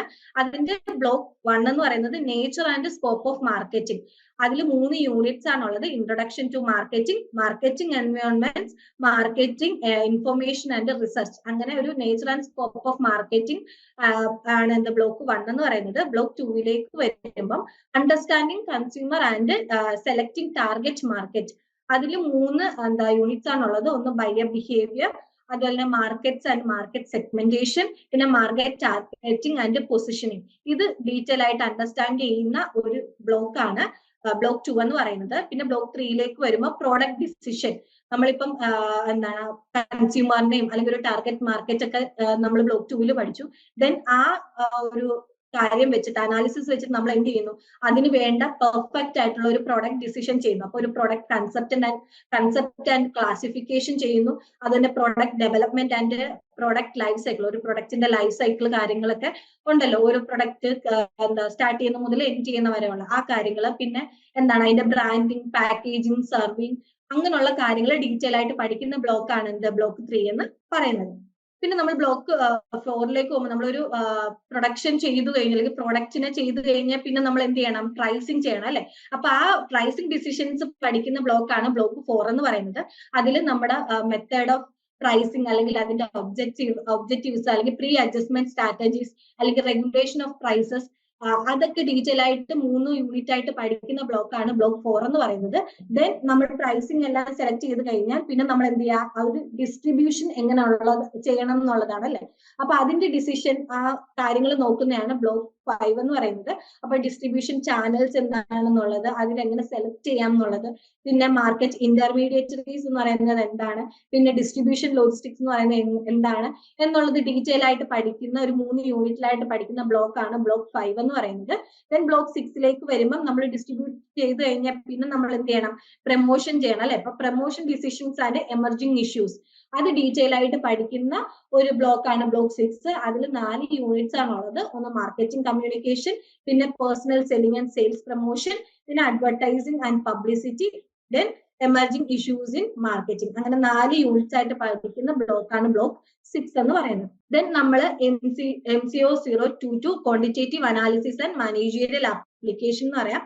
ഇത് എന്ന് പറയുന്നത് ഒരു എന്താണ്, ഒരു പ്രോബ്ലം പേപ്പർ ആണ്. അതിൽ block 1 data collection and analysis എന്ന് പറയും. അതിൽ unit 1 collection of data, unit 2 presentation of data, measures of central tendency, measure of variance and stimulants. അങ്ങനെ എന്താണ് നമ്മുടെ ഒരു ഡേറ്റ കളക്ഷൻസ് എങ്ങനെയാണ് അനലൈസ് ചെയ്യുന്നത് എന്നുള്ളത് പഠിക്കുന്ന ബ്ലോക്കാണ് ബ്ലോക്ക് 1 എന്ന് പറയുന്നത്. ദെൻ ബ്ലോക്ക് 2 എന്ന് പറയുന്നത് പ്രോബബിലിറ്റി ആൻഡ് പ്രോബബിലിറ്റി ഡിസ്ട്രിബ്യൂഷൻ എന്നുള്ളത്. അതിൽ 4 യൂണിറ്റ്സ് ആണുള്ളത്. ഒന്ന് ബേസിക് കൺസെപ്റ്റ് ഓഫ് പ്രോബബിലിറ്റി, പിന്നെ discrete probability distribution, continued probability distribution and decision theory. ഈ കാര്യങ്ങൾ പഠിക്കുന്ന ബ്ലോക്കാണ് ബ്ലോക്ക് 2 എന്ന് പറയുന്നത്. Then block 3 sampling and sampling distribution. അതിൽ 4 യൂണിറ്റ്സ് ആണുള്ളത്. ഒന്ന് സാമ്പിളിംഗ് മെത്തേഡ്, അതുപോലെ sampling distribution, testing of hypothesis, square test. ഇപ്പൊ ഇൻ കേസ് നിങ്ങൾ പ്രൊജക്ട് ഒക്കെ ചെയ്യുന്ന സമയത്ത് ഇതെല്ലാം നിങ്ങൾ എന്ത് ചെയ്യും, ആ പ്രൊജക്റ്റിൽ ആപ്ലിക്കബിൾ ചെയ്യുന്ന കാര്യങ്ങളാണ്. അപ്പൊ ഇതൊക്കെ നിങ്ങൾക്ക് എന്താ നല്ലതുപോലെ പഠിച്ചു കഴിഞ്ഞാൽ നിങ്ങൾക്ക് ഇൻ കേസ് നിങ്ങൾ പ്രൊജക്ട് ചെയ്യുമ്പോൾ നിങ്ങൾക്ക് വളരെ എളുപ്പമായിരിക്കും. ദെൻ ബ്ലോക്ക് 4 എന്ന് പറയുന്നത് ഫോർകാസ്റ്റിംഗ് മെത്തേഡ്സ്. അതിലും 4 യൂണിറ്റ്സ് ആണുള്ളത്. ഒന്ന് business forecasting, correlation, regression, time series analysis. ഇങ്ങനെയുള്ള ഫോർകാസ്റ്റിംഗ് മെത്തേഡ്സ് ഡീറ്റെയിൽ ആയിട്ട് പഠിക്കുന്ന ബ്ലോക്കാണ് ബ്ലോക്ക് 4 എന്ന് പറയുന്നത്. ദെൻ അടുത്ത നമ്മുടെ ഒരു സബ്ജക്റ്റ് ആണ് MCO 023 സ്ട്രാറ്റജിക് മാനേജ്മെന്റ് എന്ന് പറയുന്നത്. അതിൽ ഫസ്റ്റ് ബ്ലോക്ക് ആണ് ഇൻട്രൊഡക്ഷൻ ടു സ്ട്രാറ്റജിക് മാനേജ്മെന്റ് എന്ന് പറയുന്നത്. അതിൽ 3 യൂണിറ്റ്സ് ആണുള്ളത്. ഒന്ന് കൺസെപ്റ്റ് ഓഫ് സ്ട്രാറ്റജി, പിന്നെ സ്ട്രാറ്റജിക് ഫ്രെയിംവർക്ക്, പിന്നെ സ്ട്രാറ്റജീസ് ഇൻ ഗ്ലോബൽ കോണ്ടെക്സ്റ്റ്. അങ്ങനെ 3 യൂണിറ്റ്സ് ആയിട്ടാണ് നമ്മളൊരു സ്ട്രാറ്റജിക് മാനേജ്മെന്റിന്റെ ഇൻട്രൊഡക്ഷൻ പഠിക്കുന്നത്. ബ്ലോക്ക് 2ലേക്ക് വരുമ്പോൾ എൻവയോൺമെന്റൽ അനാലിസിസ്. അതും ഒരു 3 യൂണിറ്റ്സ് ആണുള്ളത്. എക്സ്റ്റേണൽ എൻവയോൺമെന്റൽ അനാലിസിസ്, പിന്നെ കോമ്പറ്റേറ്റീവ് അനാലിസിസ്, പിന്നെ ഇന്റേണൽ എൻവയോൺമെന്റൽ അനാലിസിസ്. അങ്ങനെ 3 യൂണിറ്റ്സ് ആയിട്ട് നമ്മൾ എൻവയോൺമെന്റൽ അനാലിസിസ് എന്ത് ചെയ്യുന്നുണ്ട്, ബ്ലോക്ക് 2വിനകത്ത് പഠിക്കുന്നുണ്ട്. ദെൻ ബ്ലോക്ക് 3ലേക്ക് വരുമ്പോൾ ഫോർമുലേഷൻ ഓഫ് സ്ട്രാറ്റജീസ്. അതിൽ 3 യൂണിറ്റ്സ് തന്നെയാണ് ഉള്ളത്. Business level strategies, competitive strategies, corporate level strategies. അപ്പൊ ഒരു സ്ട്രാറ്റജീസിന്റെ ഫോർമേഷൻ അതിന്റെ ലെവൽസ് പഠിക്കുന്ന ബ്ലോക്കാണ് ബ്ലോക്ക് 3 എന്ന് പറയുന്നത്. ദെൻ നമ്മൾ ബ്ലോക്ക് 4ലേക്ക് വരുമ്പോൾ strategic implementation and control. Strategic formulation ചെയ്താൽ മാത്രമല്ല പിന്നെ നമ്മൾ എന്ത് ചെയ്യുക, അത് ഇംപ്ലിമെന്റ് ചെയ്യുക, കൺട്രോൾ ചെയ്യുക എന്നുള്ളത്. അപ്പൊ അത് 4 യൂണിറ്റ് ആയിട്ടാണ് നമ്മൾ പഠിക്കുന്നത്. ഒന്ന് ഇംപ്ലിമെന്റേഷൻ, ബിഹേവിയറൽ ഡയമെൻഷൻസ്, പിന്നെ cooperative governance, control and evaluation. അങ്ങനെ നമ്മൾ 4 യൂണിറ്റ്സ് ആയിട്ട് പഠിക്കുന്ന ബ്ലോക്കാണ് ബ്ലോക്ക് 4 എന്ന് പറയുന്നത്. ഓക്കെ, ഇനി അടുത്ത സബ്ജക്ട്സ് ആണ് MCO 024 business ethics and CSR എന്ന് പറയുന്നത്. അതിന്റെ ഫസ്റ്റ് ബ്ലോക്ക് എന്ന് പറയുന്നത് എത്തിക്സ് ആൻഡ് ബിസിനസ് എന്നുള്ളതാണ്. അതിന് 4 യൂണിറ്റ്സ് ആണുള്ളത്. ഒന്ന് ബിസിനസ് എത്തിക്സ് ആൻഡ് ഓവർവ്യൂ. ഒരു ബിസിനസ് എത്തിക്സിന്റെ ഒരു ഓവർവ്യൂ നമ്മൾ പഠിക്കുന്നുണ്ട്. ദെൻ ഒരു ബിസിനസ് എത്തിക്സിന്റെ തിയറീസ് എന്താണ്, അല്ലെങ്കിൽ അതിന്റെ കൺസെപ്റ്റ്സ്, അല്ലെങ്കിൽ എത്തിക്കൽ ഡയലാമിക്സ്, അതുപോലെ തന്നെ എത്തിക്കൽസ് ഇൻ ബിസിനസ്. ഇത്രയും ഡീറ്റെയിൽ ആയിട്ട് പഠിക്കുന്ന ബ്ലോക്കാണ് ബ്ലോക്ക് 1 എന്ന് പറയുന്നത്. ബ്ലോക്ക് 2ലേക്ക് വരുമ്പോൾ evolution and concept of CSR, corporate social responsibility ആണ് CSR എന്ന് പറയുന്നത്. അപ്പം ആ CSR എന്താണെന്നുള്ളതിന്റെ ഒരു ഓവർവ്യൂ, പിന്നെ ആ ഒരു CSRന്റെ ബിസിനസ് സ്ട്രാറ്റജീസ് എന്താണ്, അതുപോലെ തന്നെ CSR ഒരു ഗ്ലോബൽ കോണ്ടെക്സ്റ്റിൽ എങ്ങനെയാണ് നമുക്ക് നോക്കി കാണാൻ പറ്റുന്നത്. ദെൻ ബിസിനസ് എത്തിക്സ് ആൻഡ് CSRന്റെ ലിങ്കേജസ് ഡീറ്റെയിൽ ആയിട്ട് പഠിക്കുന്ന ബ്ലോക്കാണ് ബ്ലോക്ക് 2 എന്ന് പറയുന്നത്. പിന്നെ നമ്മൾ ബ്ലോക്ക് 3ലേക്ക് വരുമ്പോൾ കോർപ്പറേറ്റ് സോഷ്യൽ റെസ്പോൺസിബിലിറ്റി ഇൻ ഇന്ത്യയിലെ കാര്യം CSR ആണ് നമ്മൾ ബ്ലോക്ക് 3ക്കകത്ത് പഠിക്കുന്നത്. അതിൽ ഇന്ത്യൻ കോണ്ടെക്സ്റ്റിൽ CSR എങ്ങനെയാണെന്നുള്ളതും അതിന്റെ ലെജിസ്ലേഷൻ അല്ലെങ്കിൽ പോളിസി ഗൈഡ് ലൈൻസ്, അല്ലെങ്കിൽ അതിന്റെ റെസ്പോൺസിബിലിറ്റി ഇൻ പബ്ലിക് സെക്ടർ യൂണിറ്റ്സിൽ അതിന്റെ CSR എങ്ങനെയാണെന്നുള്ളതായിട്ട് പഠിക്കുന്ന ബ്ലോക്ക് ആണ് ബ്ലോക്ക് 3 എന്ന് പറയുന്നത്. പിന്നെ നമ്മൾ ബ്ലോക്ക് 4ലേക്ക് വരുമ്പോൾ CSR ഇംപ്ലിമെന്റേഷൻ ആൻഡ് സസ്റ്റൈനബിലിറ്റി. ആ CSR റിപ്പോർട്ടിംഗ് ചെയ്യുന്ന പ്രോസസ് എങ്ങനെയാണ്, അല്ലെങ്കിൽ അതിന്റെ ഓഡിറ്റിംഗ് എങ്ങനെയാണ്, പിന്നെ അതിന്റെ റോൾ ആൻഡ് റെസ്പോൺസിബിലിറ്റി, ഒരു CSR ഡിപ്പാർട്ട്മെന്റിന്റെ റോൾസ് ആൻഡ് റെസ്പോൺസിബിലിറ്റീസ് എന്താണ്, അല്ലെ CSR അല്ലെങ്കിൽ സസ്റ്റൈനബിൾ ഡെവലപ്മെന്റ് എന്താണെന്നുള്ളത് നമ്മളൊരു 3 യൂണിറ്റ്സിലായിട്ട് പഠിക്കുന്ന ബ്ലോക്കാണ് ബ്ലോക്ക് 4 എന്ന് പറയുന്നത്. ഓക്കെ, അപ്പം ഇതിപ്പം നമ്മൾ ഇത്രയും സബ്ജക്ട്സും കാര്യങ്ങളും എല്ലാം പഠിച്ചു. ഇപ്പം നിങ്ങൾക്ക് എല്ലാം ഒന്നും മനസ്സിലാകില്ലെന്ന് എനിക്കറിയാം. എവിടെയെങ്കിലും ഒക്കെ കുറെ പുകമറയും കാര്യങ്ങളും ഒന്നും ഫുള്ളി നിങ്ങൾക്ക് മനസ്സിലായി എന്ന് ഞാൻ വിചാരിക്കുന്നില്ല. എന്നാലും എന്തെങ്കിലും ഒക്കെ കുറച്ചൊക്കെ നിങ്ങൾക്ക് മനസ്സിലായി എന്ന് വിചാരിക്കുന്നു. വളരെ ഇപ്പം നമുക്ക് ഒരു സബ്ജക്ട് അല്ലെങ്കിൽ സിലബസ് ഡീകോഡ് ചെയ്യുന്ന സമയത്ത് നിങ്ങൾക്ക് എല്ലാം ഡീറ്റെയിൽ ആയിട്ട് പറഞ്ഞു തരുന്നതുകൊണ്ട് മാത്രമാണ് നമ്മൾ ഇത്രയും സ്പീഡിൽ ഡീറ്റെയിൽ ആയിട്ട് എല്ലാം പറഞ്ഞു തരുന്നത്. വൺസ് നിങ്ങളൊന്ന് പഠിച്ചു തുടങ്ങി കഴിഞ്ഞു കഴിഞ്ഞാൽ ഇത് വളരെ എളുപ്പമാണ്. നിങ്ങൾക്ക് പെട്ടെന്ന് ക്രാക്ക് ചെയ്യാൻ പറ്റുന്ന, അല്ലെങ്കിൽ പെട്ടെന്ന് നിങ്ങൾക്ക് പഠിച്ച് നല്ല മാർക്ക് സ്കോർ ചെയ്യാൻ പറ്റുന്ന ഈസി സബ്ജക്ട്സും കാര്യങ്ങളും ഒക്കെയാണുള്ളത്. പിന്നെ നമ്മൾ പറഞ്ഞ് ഇത്ര നിങ്ങൾക്ക് സബ്ജക്ട് ഡീകോഡ് ചെയ്ത് തരേണ്ടത് കൊണ്ട് നമ്മൾ ഒറ്റ സ്ട്രക്ചറിൽ പറയുമ്പോൾ കുറച്ച് ഇതായിട്ട് തോന്നുന്നതായിരിക്കും. അങ്ങനെ ആർക്കെങ്കിലും തോന്നുന്നുണ്ടെങ്കിൽ തന്നെ അത് വലിയ കാര്യമൊന്നുമില്ല. നമുക്കിത് ഈസി സബ്ജക്ട്സ് ആണ് എല്ലാം വരുന്നത് കേട്ടോ. ഇനിയിപ്പോ നമ്മൾ സബ്ജക്ട്സ് എല്ലാം നോക്കി എല്ലാം നമ്മളെല്ലാം പഠിച്ചു, അല്ലെങ്കിൽ നമുക്കെല്ലാം മനസ്സിലായി എന്ന് വെച്ച് നമുക്ക് നമ്മുടെ പ്രോഗ്രാം കംപ്ലീറ്റ് ആവില്ല. നമുക്ക് പ്രോഗ്രാം കംപ്ലീറ്റ് ചെയ്യണമെങ്കിൽ ഇമ്പോർട്ടന്റ് ആയിട്ടുള്ള 2 കാര്യങ്ങളും കൂടെ ഉണ്ട്. ഒന്ന് അസൈൻമെന്റ്സും, ഒന്ന് ടേമെന്റ് എക്സാമിനേഷൻ. നമുക്ക് ഓൺബോർഡിങ് ചെയ്യുന്ന സമയത്ത് നമ്മുടെ മെന്റേഴ്സ് പറഞ്ഞു തന്നിട്ടുണ്ടാവും അല്ലെ, അസൈൻമെന്റ് എന്ന് പറയുന്നത് ഇങ്ങനെയാണ്, അതേപോലെ തന്നെ എക്സാം എന്ന് പറയുന്നത് ഇങ്ങനെയാണെന്ന് നമുക്ക് പറഞ്ഞു തന്നിട്ടുണ്ടാവും. അപ്പൊ അത് തന്നെയാണ് നമ്മളൊരു പ്രോഗ്രാം കംപ്ലീറ്റ് ചെയ്യണമെങ്കിൽ നമുക്ക് ഇമ്പോർട്ടന്റ് ആയിട്ട് നമ്മൾ 2 ആസ്പെക്ട്സും കൂടെ ഉണ്ട്. എന്താണ്? നമ്മുടെ അസൈൻമെന്റ്സും അതേപോലെ തന്നെ ടേമെന്റ് എക്സാമിനേഷൻ. അസൈൻമെന്റ്സ് എന്ന് പറയുന്നത് ഇപ്പൊ നമുക്കൊരു ഫസ്റ്റ് സെമ്മിൽ നമ്മൾ എക്സാം എഴുതാൻ പോവുകയാണെങ്കിൽ നമ്മൾ 4 സബ്ജക്റ്റ് ആണെങ്കിൽ നമുക്ക് ആ 4 സബ്ജക്റ്റിന് നമ്മൾ 4 അസൈൻമെന്റ് വെക്കണം. 4 അസൈൻമെന്റ് എന്ന് വെച്ചാൽ ഒരു സബ്ജക്റ്റിന് ഒരു അസൈൻമെന്റ് എന്ന രീതിയിൽ നമ്മൾ എന്ത് ചെയ്തിരിക്കണം? അസൈൻമെന്റ് സബ്മിറ്റ് ചെയ്തിരിക്കണം. അസൈൻമെന്റ് നമുക്ക് പ്രിന്റ് എടുത്ത് വെക്കാൻ പറ്റില്ല. അസൈൻമെന്റ് നമ്മൾ ഹാൻഡ് റിട്ടേൺ ആയിട്ട് തന്നെ വേണം എന്ത് ചെയ്യാൻ, എഴുതാനായിട്ട്. അപ്പൊ ഇഗ്നു എന്ത് ചെയ്യും? അസൈൻമെന്റ്സ് നമ്മുടെ exam model, question paper model ആയിരിക്കും ഇഗ്നു എന്ത് ചെയ്യുന്നുണ്ടാവുക, അസൈൻമെന്റ് ക്വസ്റ്റ്യൻസ് പബ്ലിഷ് ചെയ്യുക, ഇഗ്നുവിന്റെ സൈറ്റിൽ പബ്ലിഷ് ചെയ്യുന്നുണ്ടാവുക.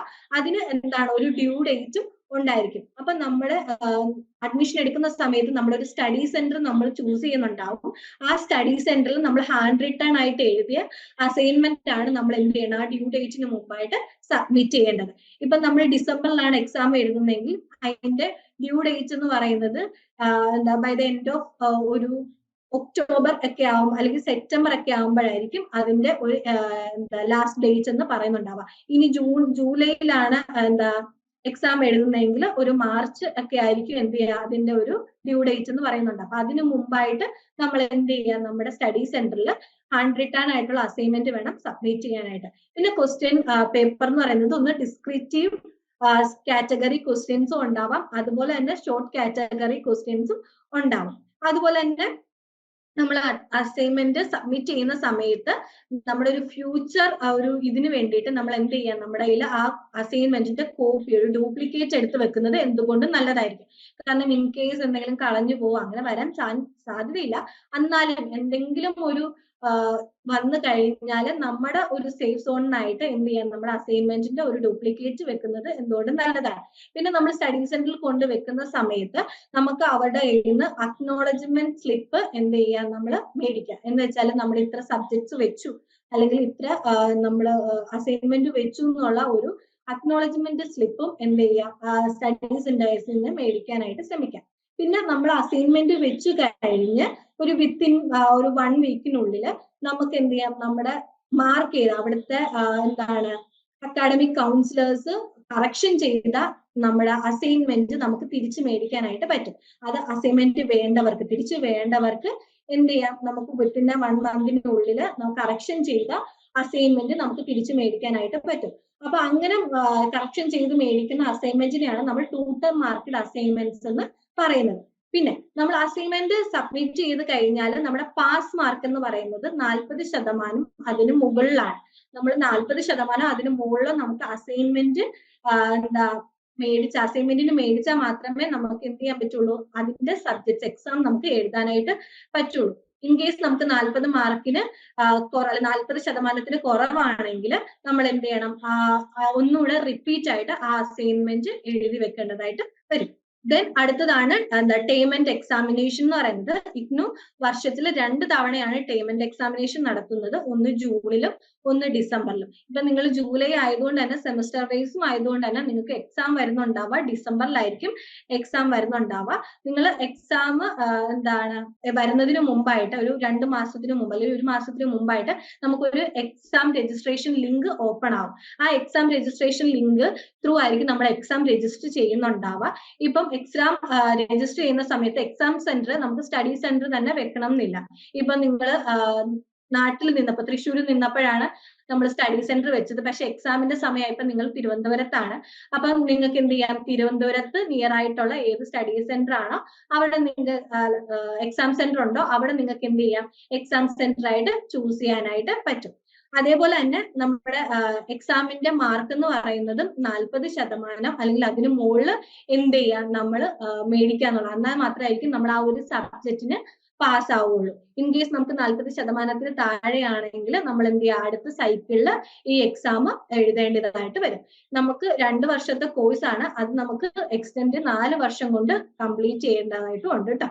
ദെൻ നമ്മുടെ ഫൈനൽ റിസൾട്ട് എങ്ങനെയാണ് കാൽക്കുലേറ്റ് ചെയ്യുന്നതെന്ന് വെച്ചാൽ, നമ്മളെ 40% അസൈൻമെന്റിന് മേടിക്കണം എന്ന് പറഞ്ഞതുപോലെ തന്നെ നമ്മുടെ ആ ഒരു അസൈൻമെന്റിന്റെ മാർക്കിനെ 30ലേക്ക് കൺവേർട്ട് ചെയ്യും. ദെൻ നമ്മുടെ എഴുതി കിട്ടുന്ന മാർക്ക് നമ്മുടെ എക്സാമിന്റെ മാർക്കിനെ 70ലേക്ക് കൺവേർട്ട് ചെയ്യും. എന്നിട്ട് ഓൾ ടോട്ടൽ 100ൽ നമുക്ക് എന്ത് ചെയ്യണം, 40% അതിന് മുകളിൽ മാർക്ക് കിട്ടിയാലായിരിക്കും നമ്മൾ ഓൾ ടോട്ടൽ നമ്മുടെ ഫൈനൽ റിസൾട്ടിൽ നമ്മൾ പാസ് ആയിട്ടുണ്ട് എന്ന് നമുക്ക് പറയാനായിട്ട് പറ്റുള്ളൂ കേട്ടോ. ഓക്കെ, ഇനിയിപ്പം നമ്മൾ യൂണിറ്റ്സും ബ്ലോക്കും കാര്യങ്ങളും എല്ലാം പഠിച്ചു. ഇനി നമ്മുടെ ആ യൂണിറ്റ്സിൽ നമുക്കൊരു ഹെൽപ്പായിട്ട് അല്ലെങ്കിൽ നമുക്ക് കൂടുതലും കൂടെ ഒരു ഹെൽപ്പ് തരാനായിട്ട് എന്തൊക്കെ റിസോഴ്സസ് ആണ് ഉള്ളതെന്നും കൂടെ നോക്കാം. അതിലൊന്നാണ് റെക്കോർഡഡ് ലെക്ചേഴ്സ് എന്നുള്ളത്. ഇപ്പം നമ്മുടെ ആപ്പിനകത്ത് റെക്കോർഡഡ് ആയിട്ട് ലെക്ചേഴ്സ് ഉണ്ടാവും. അതായിരിക്കും നിങ്ങൾ കൂടുതൽ പേരും പഠിച്ചു വരുന്നുണ്ടാവുക. അതിന്റെ കൂടെ തന്നെ ഹെൽപ്പ് ബുക്ക് എന്ന് പറഞ്ഞിട്ട്, എന്ന് വെച്ചാൽ വാല്യൂ ആഡഡ് നോട്ട്സ് എന്ന് പറഞ്ഞിട്ടും നമുക്കൊരു സമ്മറൈസ്ഡ് ആയിട്ടുള്ള ഒരു നോട്ടും ഉണ്ടാവും. Then SLM self learning material എന്ന് പറഞ്ഞിട്ട് നമ്മുടെ ഇഗ്നുവിന്റെ SLM എന്തുണ്ടാവും, നമ്മുടെ ആപ്പിൽ റിസോഴ്സ് കാറ്റഗറിയിൽ ഉണ്ടാവും. ദെൻ നമ്മൾ SLM-ത്തിലൂടെ പോയി നമ്മൾ വീഡിയോ ലെക്ചേഴ്സ് കണ്ട് അണ്ടർസ്റ്റാൻഡ് ചെയ്തു, നമ്മൾ SLM-ത്തിലൂടെ ഒന്ന് ഗോ ത്രൂ ചെയ്തു മനസ്സിലാക്കി. ദെൻ നമ്മുടെ കൺസെപ്റ്റ് ലോക്ക് ചെയ്യാനായിട്ട് നമുക്ക് എക്സാം പീഡിക എന്ന് പറഞ്ഞിട്ട് ഉള്ള ഒരു ഫീച്ചറും കൂടെ ഉണ്ട്. എന്ന് വെച്ചാൽ നമ്മുടെ എക്സാം ചോദിച്ചിട്ടുള്ള ക്വസ്റ്റ്യൻസും കാര്യങ്ങളും അതിന്റെ ആൻസേഴ്സും ആണ് എക്സാം പീഡികത്ത് ഉണ്ടാവുക. അപ്പൊ നമ്മുടെ കൺസെപ്റ്റും കാര്യങ്ങളും ഒന്നും കൂടെ നമുക്ക് ആ ഒരു എക്സാം പാറ്റേണിൽ മനസ്സിലാവാനും അത് നിങ്ങൾക്ക് ഒന്നും കൂടെ അണ്ടർസ്റ്റാൻഡ് ചെയ്യാനായിട്ട് പറ്റും. ഈ റിസോഴ്സസ് ആണ് നമ്മുടെ യൂണിറ്റ് വൈസിൽ ഉണ്ടായിരിക്കുക.